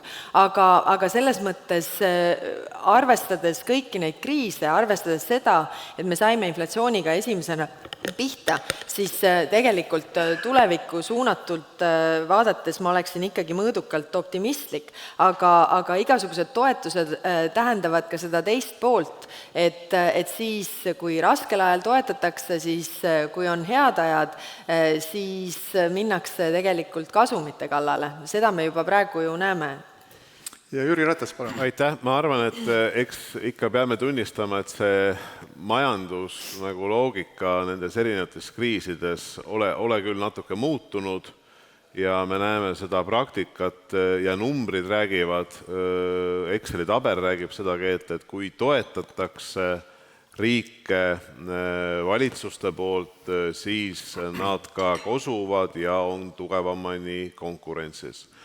Nüüd, kui härra Läänemets rääkis nendest töövabadest või 4-päevasest töönädalast, siis millegipärast mulle kangastus, et üks erakond kunagi lubas maksuvabasid reedeid, nüüd järgmine erakond lubab töövabasid reedeid. Ma ei tea, minu meelest see nüüd päris õige suund küll ei ole. Ma ütlen ka välja Keskerakonna positsiooni, ma mäletan, me arutasime ka seda valitsuses kunagi seda Eesti 2 jagamist, et kas siis Eesti regioonid teeniksid Euroopa Liidu raha rohkem. Punkt 1, tohutu pikaajaline protsess, meeletult bürokraatlik ja ei ole kindel, et siis kui Eesti on 2 jagatud, et ütleme põhjarannikult see raha jääb siia, et seda Brüssel ära ei võta ja me peame arvestama ikkagi, et majanduskeskkonnas siin on väga suur enamus Eesti majandusest. Riik peab regioone loomulikult aitama, sellest ma ühe näitega tõin nendest samadest üürimajadest koostöös ettevõtluse ja kohalike omavalitsustega. Nüüd ma mõtlesin, kui ma kuulasin peaministri juttu eelnevas plokis korraks sellest Eesti toimetulekust, siis 2021 tegelikult andsin ju mina selle valitsuse üle Kaja Kallasele ja Eesti tuli tõesti koroonaviirusest välja ühe edukaima Euroopa Liidu majandusega. Ja see oli seotud kiirete, selgete, konkreetsete toetusmeetmetega ettevõtlustele, aga ka inimestele. Ja ma tahan lõpetada oma mõtte sellega, et üks asi, millest me üldse ei räägi ja tegelikult, Lauri, kui sa ütlesid, et sotsid panid kogu selline energeetikaploki tänasesse koalitsioonileppesse, ainult Isamaa pani selle universaalteenuse, siis ma mõtlesin, et kus see tervishoid jäi siis? Kes selle täielikult maha tõmbas või ära deliitis? Seda pole üldse. Ja tegelikult me ei räägi inimesest, me ei räägi tervest inimesest, me ei räägi sellest, kes on see töötaja ja ma arvan, et see ressurss on ju samuti ülioluline, ülitähtis. Nii et ma tooksin ka selle fookuse sisse, et meie inimesed oleksid terved, meie inimesed oleksid motiveeritud, mis ei tähenda seda, et tervishoid on väga heal tasemel või tähendab ka seda, et preventatiivselt juba see tervena elatud eluiga oleks võimalikult pikk. Aitäh. Nii, palun, Martin Helme. Ja ma tahtsin just seda sama asja rõhutada, mis Jüri ütles, et kui Kaja räägib, et oli väga hea majanduskasv, kes tegi selle hea majanduskasvu? Selle tegi meie 8 Jüriga, kui me ajasime õiget... Elir oli ka ju. Okei, Elir oli ka, hea küll. Aga point oli selles, aga siis ta laenu ei tahtnud võtta. Vanad sõbrad, eks. Aga me tegime... Elir ütles, et siis laenu ei võtta. Aga me tegime kriisis õigeid otsuseid. Vaata, see on see koht, kus Reformierakond jookseb omadega lukku, et neil on nagu mingisugune dogma, väga ilus dogma, eks ole, tasakaalus eelarve, korras rahandus. Aga nad ei saa aru, et majandus on dünaamiline, et käib üles alla, eks ole, siis kui on mingisugune uus situatsioon, siis tuleb sellele adekvaatselt reageerida ja kui sa adekvaatselt reageerid, siis läheb asi paremaks ja me tuleme kriisist üsna laugelt läbi ja pärast kasvame kiiremini ja kui sa ebaadekvaatselt reageerid, nii nagu on juhtunud nüüd viimasel paaril aastal, siis me oleme nagu Euroopas kõige magedamalt saame hakkama. Aga ma tahtsin paar asja veel. Lauri rääkis siin regionaalpoliitikast, töökohtast, väga õige, ma olen täpselt sama meelt. Ma olen ka seda meelt, et regionaalsed maksuerisused on asjad, millega võiks tegeleda. Ma tean, kui kohutavalt vastu sellele ollakse Rahandusministeeriumis, aga see ei tähenda, et tegema ei peaks. Aga mis on kõige olulisem regionaalpoliitikas üldse, on hoida kodulähedane kool, kodulähedane lasteaed. Ja siin jälle tänane valitsus, vaatame, mis toimub, lihtsalt on pannud meile ette majandusolukorra, kus koole, lasteaedasid suletakse põmm igal pool, et sellega tuleks nagu aktiivselt tegeleda, see on üks osa regionaalpoliitikast. Teine osa regionaalpoliitikast on need pagana 4-realised teed lõpuks valmis ehitada, eks. Ja tuua tegelikult Eesti nii-öelda väiksemaks teha raudteedega täpselt samamoodi ja nüüd ma tahan veel eraldi avada rindelõigu tuulikutega, et jube äge on taguda vastu rinda ja rääkida sellest, kuidas me läheme üle tuulele ja päikesele. Esiteks, kui siin ennem keegi ei tõstnud kätt, et nendel ei ole tarbimislaenu, ma mõtlesin küll, ma olen ikka maru rikas seltskonnast, et mitte keegi ei ole autot liisinud või? Ma ei usu, ausõna ma ei usu. Et see on ka ikkagi tarbimislaen, aga mis puudutab tuulikutest ja tuulikutega on ikkagi lugu niimoodi, et see, mis täna toimub Nursipalus, teerulliga kohalikust elanikkonnast üle sõitmine, sellepärast, et Tallinnas on niimoodi otsustatud. Kui me läheme seda teed tuulikutega, nagu teie tahate, siis me hakkame üle terve Eesti nägema sama asja, kuidas lihtsalt sulle koduõue taha pannakse 20 Tallinna teletorni suurust mürakat püsti, mis urisevad ööpäev läbi. Ja kõige õudsem, nüüd see on asi, mida te peaksite kõik mõtlema selle peale. Eesti annab ära oma merealad, et hakata siis tootma taastuvenergiat, maksab toetusmeedet Eesti maksumaksja rahast sellele ja see elekter läheb siis Saksamaale või Rootsi või Poolasse, ehk meie maksame kinni sakslaste rohelist energiat. See on ju hullumeelne. See on lihtsalt hullumeelne poliitika, kallid sõbrad. Tänan. Mõnikord mul tekib selline paralleel ühe kuulsa Märt Schultzi selle reklaamiga, jah, kus siis Märt Schultz pöördub kaamerasse Põhja-Tallinnas. Kes ehitas basseini? See oli mina, teie naaber, et ta head või sessiet. Tuleb meelde tuletada, ikka. Tuleb meelde tuletada. Nii, aga me teeme nüüd niimoodi. Aga teeme nüüd nii, et siis järgmine on Lauri ja temale järgneb Lauri, siis ja pärast seda tulevad siis küsimused saalist ja siis mikrofon tuleb käsi tõsta, siis tuleb mikrofon, siis esitada küsimus. Nii, palun. Mis puudutab kodulähedast algkooli, siis ma olen kindlasti nõus, et see peab olema, et siin ma olen Martiniga nõus, aga millega ma ei saa nõustuda on see, et majanduskasvu toob alkoholiaktsiisi langetamine, et pigem toob see kaasa tervisekahjude kasvu. Ei, aga see tõi eelarve raha. Aga mis puudutab nüüd siin ühte väga tähelepanuväärset lauset, mida me kuulsime Lauri Läänemetsa suust, et riigieelarvest ei ole täna võimalik midagi kärpida, et siis selles väites ma julgen nüüd küll väga tõsiselt kahelda, et kui me vaatame, et siseminister leidis eelarveprotsessi raames oma eelarve realt haridusinvesteeringuteks raha, et siis sellised asjad võiksid küll olemata olla, et ma arvan, et see puudutab ka väga paljusid teise ministeeriume ja sellised ootamatult leitud miljoneid eurosid, mille osas need kokkuhoiukohad on täna täiesti selgelt olemas, need tuleb lihtsalt üles leida. Lisaks sellele, kui me räägime nagu sellisest suuremast kontseptsioonist, kuidas kokku hoida, siis personaalne riik, ka mis puudutab kõiki eraisikutele makstavaid toetusi, on kindlasti see lahendus, kuidas kokku hoida, sest kõik inimesed selliseid lausalisi helikopteri rahasid ei vaja, nagu täna neid makstakse ja personaalne riik kindlasti aitab siin oluliselt diferentseerida ja seda olukorda muuta, mis vabastab uuesti riigi raha jälle teiste ja oluliste tegevuste jaoks. Nii et siin tasub kindlasti olla nõudlik iseenda suhtes, aga samal ajal see pikk plaan on jätkuvalt oluline, sellepärast et kui me neid samme ellu ei vii, siis me sammume täpselt selle sama koha peal, kus me olime, nii nagu ma ütlesin, 6 aastat tagasi. Just, ja ma mõtlen, et see personaalne, ma olen väga kaua mõelnud, et mida see personaalne riik, mida siis Eesti 200 on rääkinud, mida see siis õieti nagu tähendab ja ma olen kogu aeg aru saanud, et tegelikult ei ole personaalse riigi jaoks ei ole tehnoloogiat praegu olemas, aga on olemas. Jah, tõepoolest, aga nüüd viimastel nädalatel, kui me kõik oleme väga palju lugenud ChatGPT-st ja tehisintellektist, AI-st, siis ma saan aru, et personaalne riik on see, et kui ma küsin siis selle Google'i otsimootori käest, et kuhu minu pension on kadunud, et miks ta ei laeku sinna, kuhu peaks, siis vastab mulle ChatGPT, vastab, et nende andmete põhjal, mis ma internetist olen leidnud, ei saa ma teile kahjuks kindlat vastust anda, aga küllap te ühel päeval selle leiate. Aga igal juhul see on naljaks, aga tehnoloogia, selline riik vajab mingit konkreetset ja selget tehnoloogiat ja võib-olla see tehisintellekt on üks, mis aitab nagu selle alal edasi, aga nüüd Lauri Läänemets, palun. Jah. Et loomulikult on riigieelarvus neid kohti, kus kohast saab efektiivsemalt teha, mõistlikumalt teha, juhtimisprotsesse parandada ja sealt tuleb rahalisi võite ja kindlasti on maksusüsteemis võimalik parandada maksude laekumist ja sellega peabki tegelema. Aga kui me räägime sellest, et me tuleme riigieelarvest, võtame ja kärbime, ma ei tea, räägime sellest eelarve vajadusest täna, mis on, me ei räägi ju 10 või 20 miljonist, vaid ainuüksi see riigikaitsekulutuste tõstmine 3%-ni SKP-st on ja tähendab 100 miljoneid eurosid, et siis seda raha, kallis Lauri Hussar, ei ole sealt või võimalik võtta. Lugege oma eelarve 3,24% on selle aasta eelarves. Valitsusliikmena peaksite teadma juba, et see on seal täna olemas juba. Martin Helme tuli ka rahandusministriks ja lubas, et ta teeb selle suurepärase auditi ja leiab need miljardid, no ei õnnestunud, on ju. Aga see ei olnud põhjus, et ma ei leidnud miljardeid, vaid ei olnud poliitilist tahet. Ja tead, poliitilist tahet ei olnud, jah.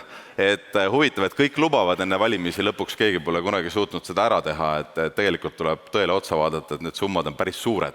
ja mina tahaks näha, et kus kohast need tulevad, ilma et sa maksumuudatusi ei tee. Aga nüüd sellest lihtsalt, et teil valesti meelde jääks, ma meenutan, et see 4-päevane töönädal oli nagu tinglik, et kas ta on nagu 4 päeva või 5 päeva ja 1 päev õpid vähem või korraga rohkem, aga põhimõte on õppimises, et oleks tööosa ja neile inimestele, kes õpivad, mitte ei passi kodus, nii nagu siit keegi rääkis. Ma arvan, et me peaksime nagu sinnapoole liikuma. Aga üldiselt mis ma tahtsin öelda, et me räägime siin, või no, et mis see kogu nagu riigi olemise mõte või point on, et sa pead ikkagi mingisugust tasakaalu looma ja sa pead selle maksusüsteemiga ühiskonnas mingisugust tasakaalu looma, et me teame, et kriisid jagavad jõukust ümber. Et kui kriis jagab jõukust ümber, siis riigil on seal roll tasakaalustada seda vastupidi, et ei ole normaalne, et me ühtepidi ütleme, et las protsess nagu jõukuse jaotumine nagu toimub ühtepidi ja teistpidi me seda ei tee.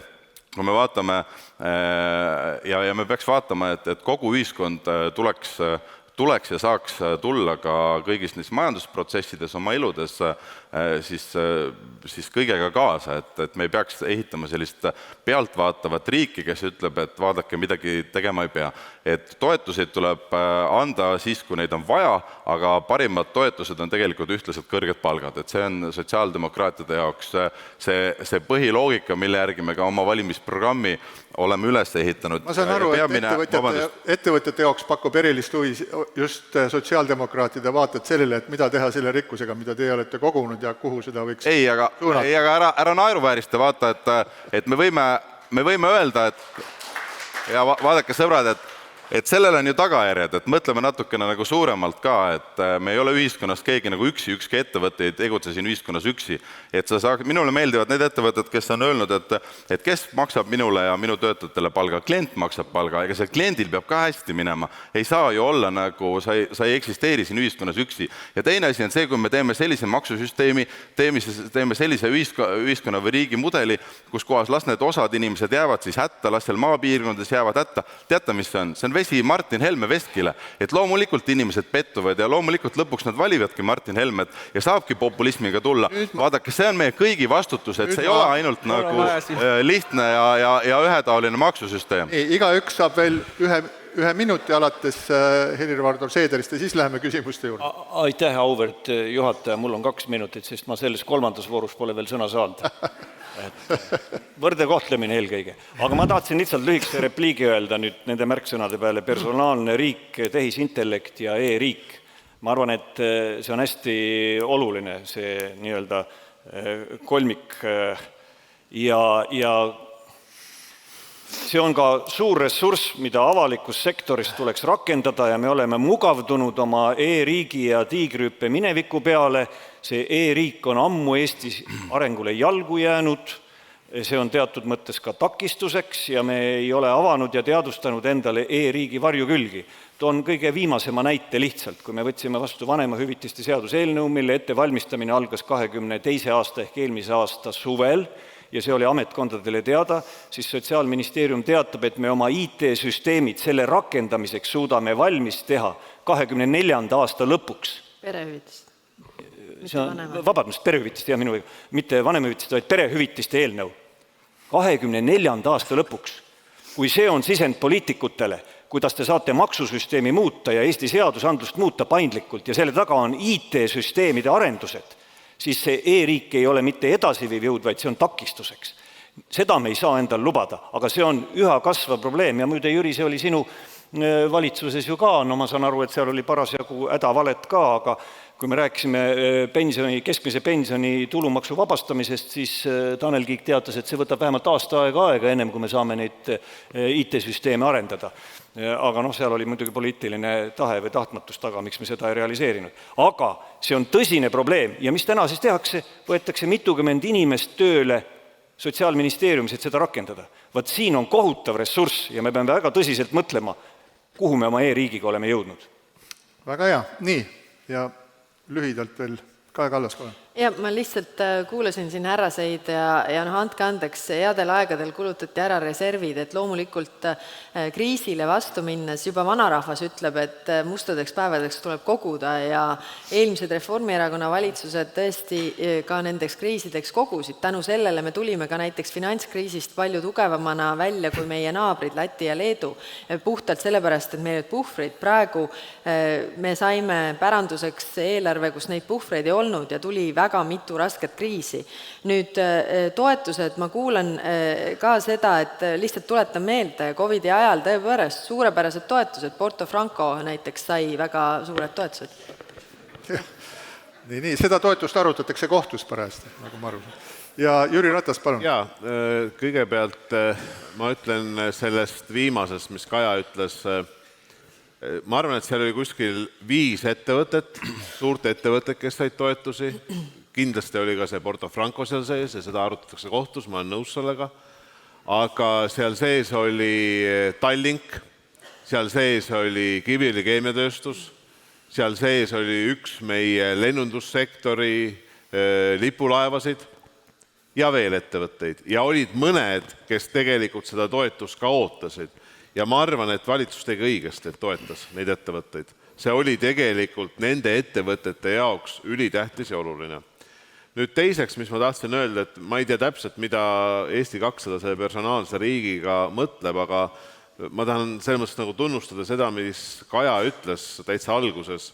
Ja ma arvan, et see sellele saalile oleks küll oluline ja ma olen ise mõelnud, et mida see selline riigi personaalsus ettevõtjate suunas peaks rohkem tähendama. See peaks tähendama tegelikult seda, et kui me täna oleme üles ehitanud meie sellise e-Eesti, et indiviid ehk eraisik annab ükskord andmeid, et me ütleme see once only principle, et see võiks kehtida tegelikult ka juriidilistele isikutele ja me peaksime selle poole tugevasti liikuma ja Kaja ütles, et seda bürokraatiat tuleb vähendada ja ma olen sellega täiesti päri algus. Ja anname nüüd Martin Helmele sõna. Teine asi, mida tohib lõpetada. Üks minutil aega, 2 on läinud. Väga hea.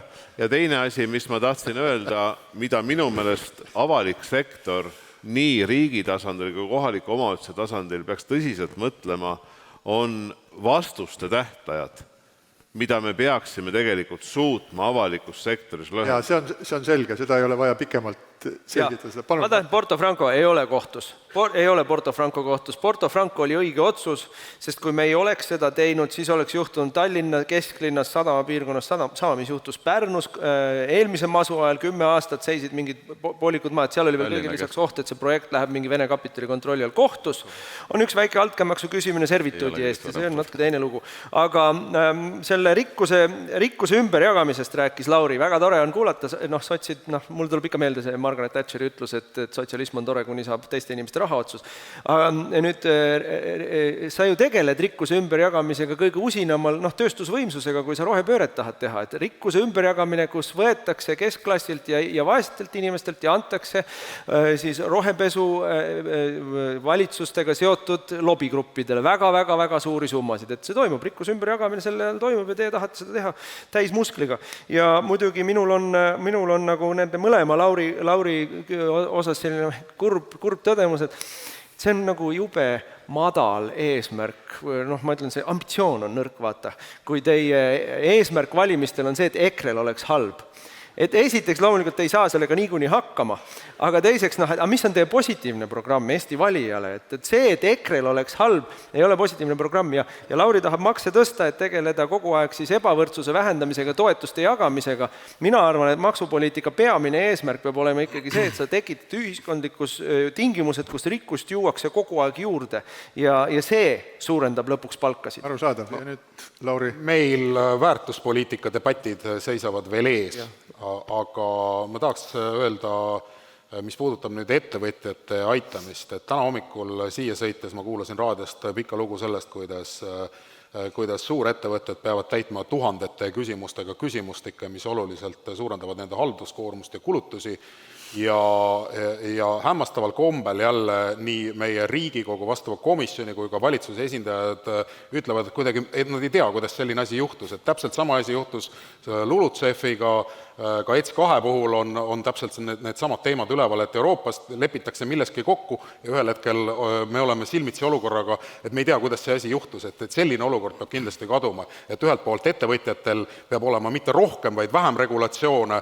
vähem bürokraatiat, riik peaks olema paremini teadlik oma Euroopa Liidu poliitikatest, peab suutma neid ka avalikkusele selgitada, mitte pugema kuskile seinaprakku. Aga mul on vastus, miks see juhtus niimoodi. See juhtus sellepärast niimoodi, et 4 aasta jooksul on meil olnud 4 valitsust ja kui me nüüd räägime, kes mida tegi ja millised on mõjud Eesti majandusele, kõik tegid. Et kõik olid siin valitsuses ja kõik teavad, miks see juhtus. Palun, aplaus!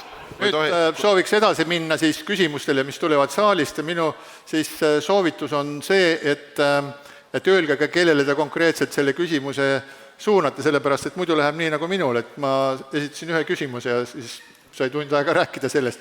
Nii et kes soovib küsimusi esitada, palun käsi püsti ja siis tuuakse teile mikrofon. Nii.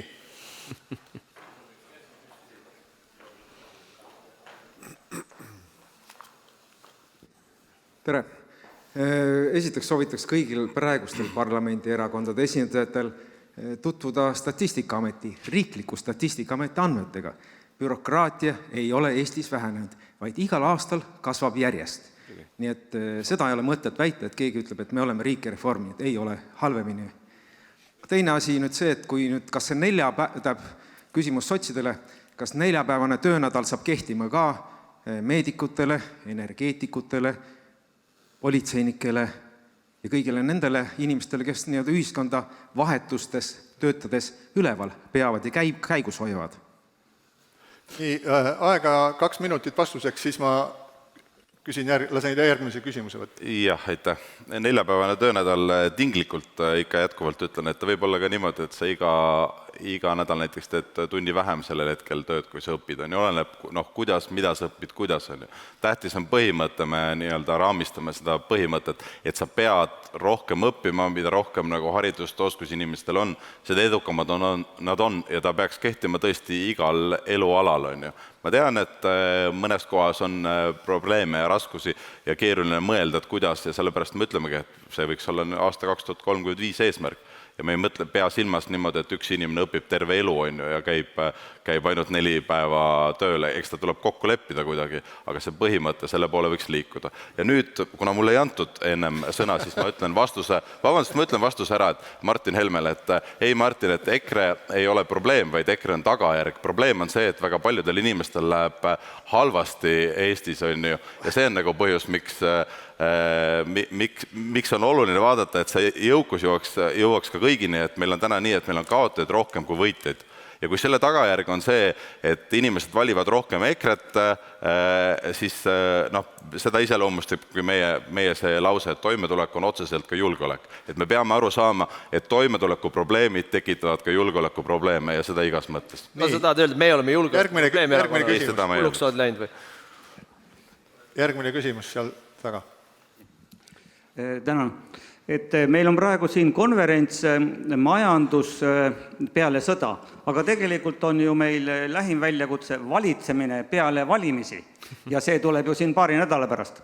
Et minu mäletamist mööda vist mingil hetkel oli sedasi, et ministrite jaotus, kes tegelikult siis on valitsuses ja viivad teatud poliitikat, oli vastavalt nendele parlamendikohtade arvule.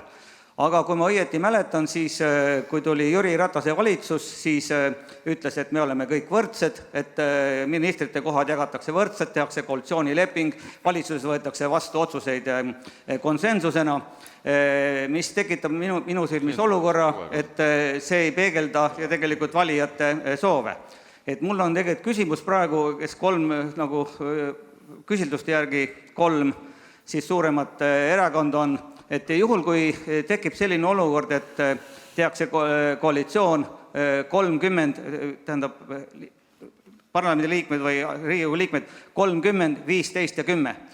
Et kas siis jällegi tekib olukord, et jagatakse ministrid võrdselt ja tegelikult viiakse ellu väikese valijaskonna huvisid võib-olla vahel efektiivsemalt kui tegelikult suurema seltskonna huvisid, mida me tegelikult oleme näinud ja pärast väiksem erakond ütleb, et meie tegime ära, aga teie pole midagi teinud. Tänan. nii, ja siis Kaja Kallas, Jüri Ratas ja Martin Helme ja kell on siin ees 2 minutit ka ühele. Jaa, aitäh, väga hea küsimus. Siis, kui me moodustasime valitsuse Keskerakonnaga, me olime üsna võrdsed ja jaotasime need ministrikohad ka võrdselt. Kui me panime kokku valitsuse 8 kuuks koos Isamaa ja sotsidega, siis kuna laual oli ka alternatiiv, siis see oli see hind, et tõepoolest jaotada need ministrikohad võrdselt, aga ma olen selles osas nõus, et kui need ülekaalud on suured, siis see peaks selles ka kajastuma järgmisel korral, et kui seda valitsust kokku panna, et see on valijate tahe, kui ühel on 30 kohta ja teisel on 10, siis see on ikka 3 korda rohkem. Võib vastata? Jah. Aitäh. Ma tänan küsimuse eest, et ma olen väga seda usku, et see pariteetsusel on väga suur väärtus. Ma arvan, et poliitika toimib siis hästi, kui on ta tõesti kompromisside kunst ja mitte ükski koalitsioonipartner ei kaota oma väärikust. See on hästi tähtis poliitikas, eriti selles mõttes, et koalitsioon ja valitsus toimiks. Nüüd, ma ei ole üldse sellega nõus, mida Kaja siin eelnevalt ütles, kui võtta eelneva 4 aasta Läti kogemus, siis seal oli hoopis vastupidi. Minu teada kõige väiksem erakond, see oli 5 erakonda, kõige väiksem erakond oli peaministri erakond. Hoopis teistpidi oli. Nii et see loogika on, ma arvan, see, et kõrgem võim annab mandaadi parlamendile ja Riigikogu siis tõesti läbi konkurentsis need koalitsioonid ja opositsioonid sünnivad. Ja ka ma toon selle näite, see Reformierakonna keskikoalitsioon 8-7 oli 8-7. Nii kui keskselt välja visati, siis mõned nädalad läksid mööda, üks erakond, eks ju, otsustab siis väga sisuliste küsimuste pika plaani. Tallinna haigla tõmmatakse maha. Need, kus oli 5 Reformierakonna ministrit, see oli väga halb valitsus eelmise aasta ja suvel. Vastupidi, kõik ütlevad, süvariik ütleb väga hea oli. Nii et ma ütlen, et pariteetsus minu arvates on tähtis ja mina küll sooviks sellest kinni hoida. Aitäh! Nii, ma hästi lühidalt ütlen. Esimese asja, mis ma ütlen, minule ei meeldi see, et meil on 15 ministri kohta. Minu meelest on halb lahendus, et ühes ministeeriumis on 2 ministrit. Eestis peaks olema ikkagi peaminister ja iga ministeeriumi kohta 1 minister, see tähendab 12 ministrit. Teiseks, konsensusega peab neid asju otsustama, see on paratamatu. Me nägime, kui Kaja hakkas otsustama ilma konsensuseta üle sõitma, siis valitsus lagunevad. Nüüd kolmandaks, loomulikult, kui peaminister pakub partneritele sama palju ministrikohti, nagu nagu Jüri pakkus, et kes siis ikka vaidlema hakkab, aga mina ilmselt ei pakuks. Aitäh! Aitäh, ja kuna see on oluline küsimus, nii et siis vastavad kõik Helir-Valdor. Ja ma tahaks öelda, et see on väga lihtsustatud lähenemine demokraatiale, et proportsionaalsuse printsiibist jagada ära ministrite kohad, et see siis oleks nagu õiglane kajastus ühiskonnas. See võib nii olla, loomulikult, aga see ei pruugi üldse olla ja enamustes Euroopa riikides täna nii ka ei ole. Parlamendis on meil enam-vähem jälgitud proportsiooni, valitsused üldjuhul on töötanud niikuinii konsensuse põhimõttel, nii et seal ka väiksematel osapooltel on siis nii-öelda võimalus oma poliitikat ellu viia nii või naa. Ja kui me vaatame täna Rootsi riigis on koalitsioonis demokraadid, Rootsi demokraadid koalitsioonis, aga neil ei ole ühtegi ministriportfelli. Nii on kokku lepitud teatud põhjustel. Et see on palju keerulisem mehhanism, kuidas võimu teostatakse ja see on väga lihtsustatud lähenemine, et jagame proportsionaalselt ministrite kohad ära ja tegelikult ju valijad ei vali mitte ministrid, vaid valivad Riigikogu ja ka Eestis on küll ja küll kogemusi, kus valimiste võitja on jäänud hoopis opositsiooni. Paljudes riikides on vähemusvalitsused, kus parlamendi enamus ehk rahva poolt valitud enamus on opositsioonis ja vähemusvõimul, et tänapäeva demokraatia on palju keerulisem kui lihtne nii-öelda proportsionaalne matemaatika. Selge, aitäh! Lauri Läänemets. Ei ma ei hakka midagi lisama, Helir ütles väga hästi ära praegu. Selge, palun, veel üks Lauri. Mina ütlen, et me peaksime võimestama ka Riigikogu, et Riigikogu ei peaks toimima kummitemplina, nagu me viimasel ajal oleme näinud, vaid et Riigikogu reaalselt hakkab asjade üle otsustama. Seal on väga palju meetmeid, kuidas seda rakendada ja mis puudutab seda pariteetsuse alust, et mida rohkem kohti, seda rohkem ministri kohti, et siis ma ütleks nii, et seda enam on põhjust hääletada Eesti 200 poolt, et Eesti 200 oleks need ministrikohti rohkem. Selge. Nüüd veel küsimusi. Jah, siin.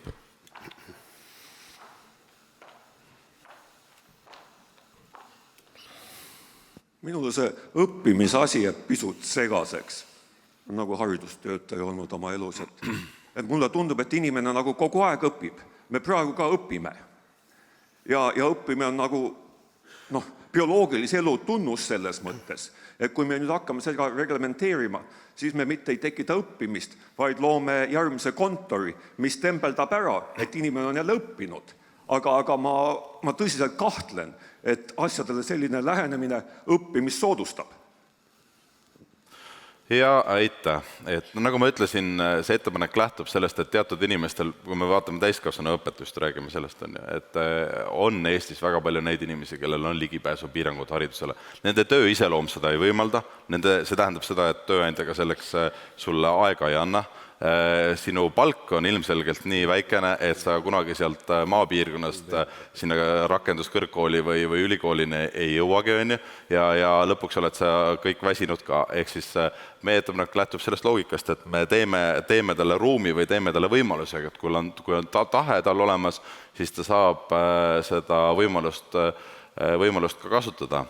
Et ma ei kujuta ette, et meil oleks võimalik majanduses teha omal mingisugunegi hüpe ilma selleta, et inimesed on targemad ja õpiks. Et kui me mõtleme täna, meil on ju täna 20 päeva inimene saab õppida, ettevõtja peab talle töötasu säilitama, inimene saab õppida. Sisuliselt meie ettepanek tähendab ju lihtsustatult seda, et me suurendame selle 50 päevani, 20-50 päevani jupphaaval aastaks 2035, see tähendab, et 2 päeva tuleb igal aastal juurde. Jah, me võime vaielda, kas see on kiire tempo, võib-olla on see kiire tempo, võib-olla tuleb aeglasemalt minna sinna, aga see ettepanek lähtub ikka sellest loogikast, et saaks õppima ka need inimesed, kes täna sinna ei jõua.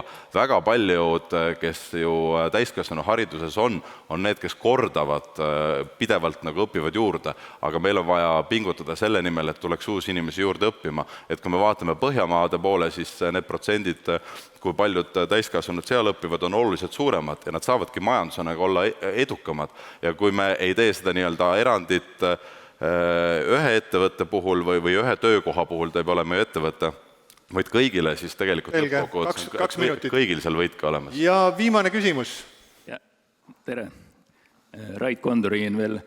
Ei räägitud siin lisandväärtuse loomisest väga palju, kuigi me kõik saame aru, et majanduse kasvamise jaoks on see väga oluline ja just ekspordivõimekuse jaoks.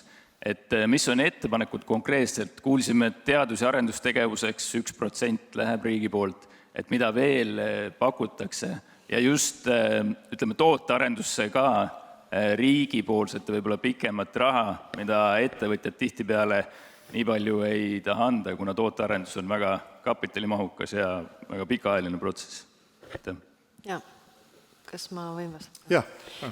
Ja see on väga hea küsimus, et tõepoolest, kui me vaatame seda nii-öelda innovatsiooni erinevaid astmeid, siis selline alusteadus on meil väga tugeval alusel, aga meil on seal vahepeal selline kuristik, et sinna innovatsiooni või tootearendusse ei jõua. Selle jaoks on meil siis me rajame rakendusuuringute keskuse just sellepärast, et tegelikult aidata konkreetselt ettevõtteid sellest nii-öelda baasteadusest seda innovatsiooni teha. Ja teine asi, lihtsalt kui konkreetselt 2 asja välja tuua, on meil selline asi nagu innovatsioonitrepp, et põhimõtteliselt sul on, kui küsida ettevõtetelt, siis kõik on justkui väga suurt lisandväärtust loovad või innovaatilised, aga kui vaadata nagu reaalselt nendele küsimustele vastuseid, siis see päris nii ei ole, enamus on esimesel, teisel astmel. Nüüd, kuidas aidata sealt trepist üles, on see, et esiteks innovatsioonitrepp kui tööriist, kus sa saad hinnata, kus sa oled ja mida sa peaksid selle jaoks tegema, et suuremat lisandväärtust toota ja igale trepi astmele on ka vastavad meetmed, mis siis riigil on EAS-i või siis innovatsiooni arenduskeskuse poolt, et mida sa saad kasutada, et järgmisele trepiastmele jõuda. Et ikkagi lisandväärtust loovad ettevõtjad, meie saame lihtsalt aidata kaasa nende tööriistadega, mis riigil on. Selge. Jüri Ratas. Ma arvan, et suurim probleem on see, et selle teadus- ja arendustegevuse vahel täpselt see rakenduse pool, et kui ettevõtja on nõus panustama, investeerima, siis tegelikult riik peaks siin tulema appi ja ma arvan, see kolmnurk ettevõtja, ülikool ja riik on see koht, kus et see saaks ka minna siis massidesse, et siin seda toetusmeedet tuleks minu arvates tõhustada, punkt 1.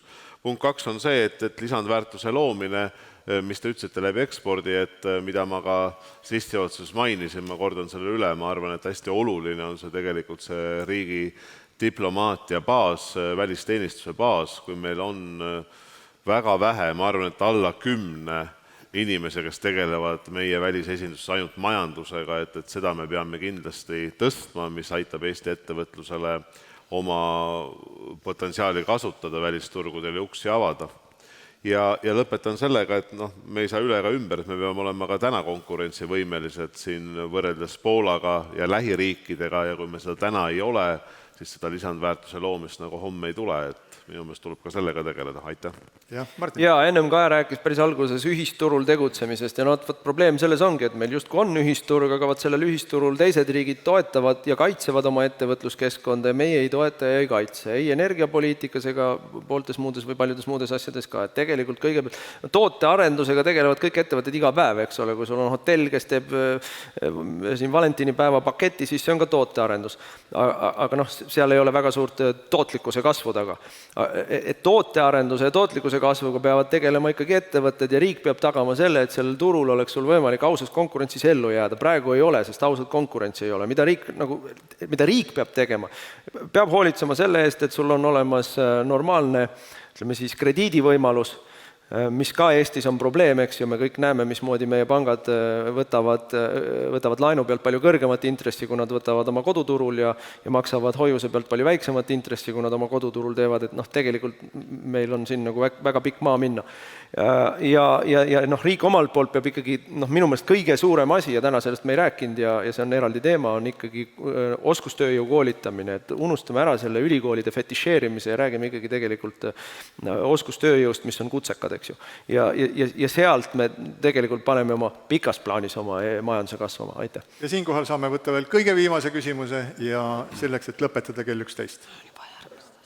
Valimiste eel lubatakse ikka raha kõvasti, mida siis hiljem hakatakse ümber jaotama, et palun iga erakonna juhile öelda, et mis kulud te tõmbaksite riigieelarvest maha. Räägime ikka sellist märkimisväärsetest summadest, et las need Riigikogu kuluhüvitised jäävad, et need palju ei anna. Nii et palun peaministrist alustaks. Aitäh. Üks lause siis. Kahjuks vaata riik on natuke komplitseeritum asi kui üks lause, et see on nii palju keerulisem, on igas valdkonnas asju, mis nõuavad suuri reforme. Et iga valdkonna peale leiab ja loomulikult, kuna siin praegu kantakse üle ja tahta saada seda ühte lauset, et mida me ära jätame. Ma toon lihtsalt ühe näite. Kultuuri rahastamises me oleme number 1 maailmas ja Euroopa tasandil, kui palju me kultuuri rahastame ja selles ei ole midagi halba, sellepärast, et Eesti kultuuri tuleb hoida, kuna me oleme väike kultuur, aga küsimus on see, mida me selle rahaga teeme, et alati nagu kasvatatakse juurde, mitte midagi ei võeta varasemast ära, aga tegelikult see nõuaks terviklikku reformi, et mitte, et raha ei tule juurde, vaid selle raames siis ikkagi vaatame, kui need rahastamismudelid on tulnud põhimõtteliselt nõukogude ajast kaasa, siis on kultuur ka muutunud ja seda peaks arvesse võtma. Nii et kõikidel sellistel valdkondadel mina tahaks siis, kui me paneksime valitsust kokku nii, et me juba lepime koalitsioonilepingus kokku see, et kõik otsivad valdkondadest neid asju, mida me saame ära jätta. Ja, suur tänu. Minu arvates peaminister andis ammendava vastuse. Kas kõik on nõus? Mina ei ole küll nõus. Nii, kas Mina tahan seda öelda, et vaata, loomulikult on riigieelarves kokkuhoiukohti, on kahte sorti kokkuhoiukohti, üks on raiskamise kohad või sellised nii-öelda pikalt loksunud mingisugused kunagised otsused, mis lihtsalt tiksuvad aastast, seal on võib-olla 10 miljonid. Ja siis on olemas mingid suured otsused, kus on vaja poliitilist otsust, et kas me jätkame sellega või me ei jätka sellega, hea näide võib-olla on, eks ole, tasuta ühistransport, mis on juba päris suur tükk. Ma ei ütle, et me seda ära võtame, ma lihtsalt toon näite, see on puhas poliitiline valik, eks ole. Aga ma tahan siia eraldi juurde tuua selle, et nüüd 2 viimase aasta jooksul on Eesti inflatsioon olnud 31%, eks ju. Ja ainuüksi see 31% on tegelikult juba hakanud räpast kärpetööd tegema, et kui sa vaatad, kuidas omavalitsused panevad kinni lasteaedasid, koole, raamatukogusid, on 2 aasta jooksul olnud. Jaa, on olnud, vaata järgi. Siis see Kaja Kallase inflatsioonipoliitika on juba kärped käivitanud omavalitsustes massiliselt, nii et sul ei ole vaja küsida, kus see kokkuhoid tuleb. Sa ei oska isegi numbreid kokku lüüa, ma arvan, et see tuleb väga hästi praegu. Kohvilauad saab arutada pikalt veel, nüüd Jüri Ratasele jääb viimane võimalus sõna võtta siin täna.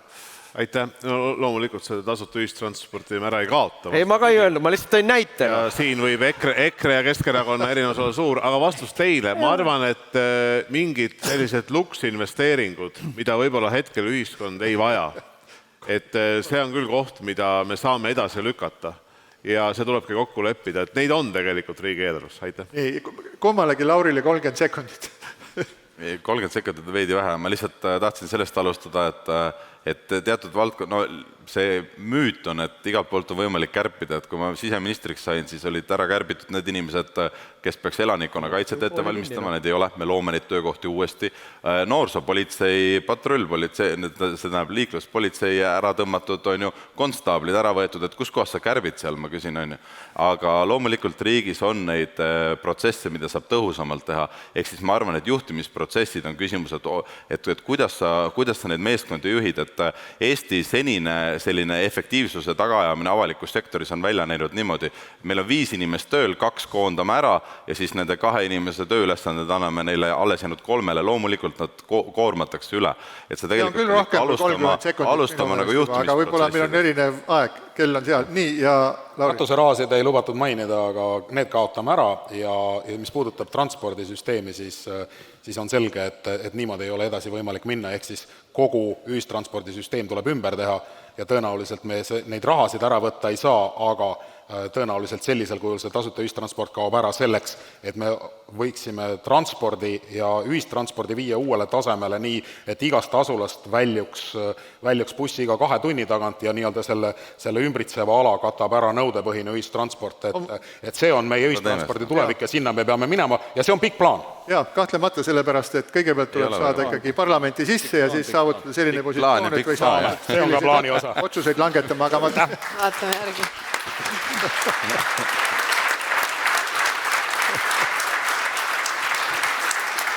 Ja, suur tänu erakondade juhtidele, oli väga tore, oli ka lõbus, mis on väga tähtis, et poliitika ei pea olema igav ja kurbasi. Täname teid väga ja meid ootab kohvilaud seal, väike paus ja seejärel läheme ettekannete juurde. Aitäh teile kõigile, suur tänu! Hakkas teine debatt.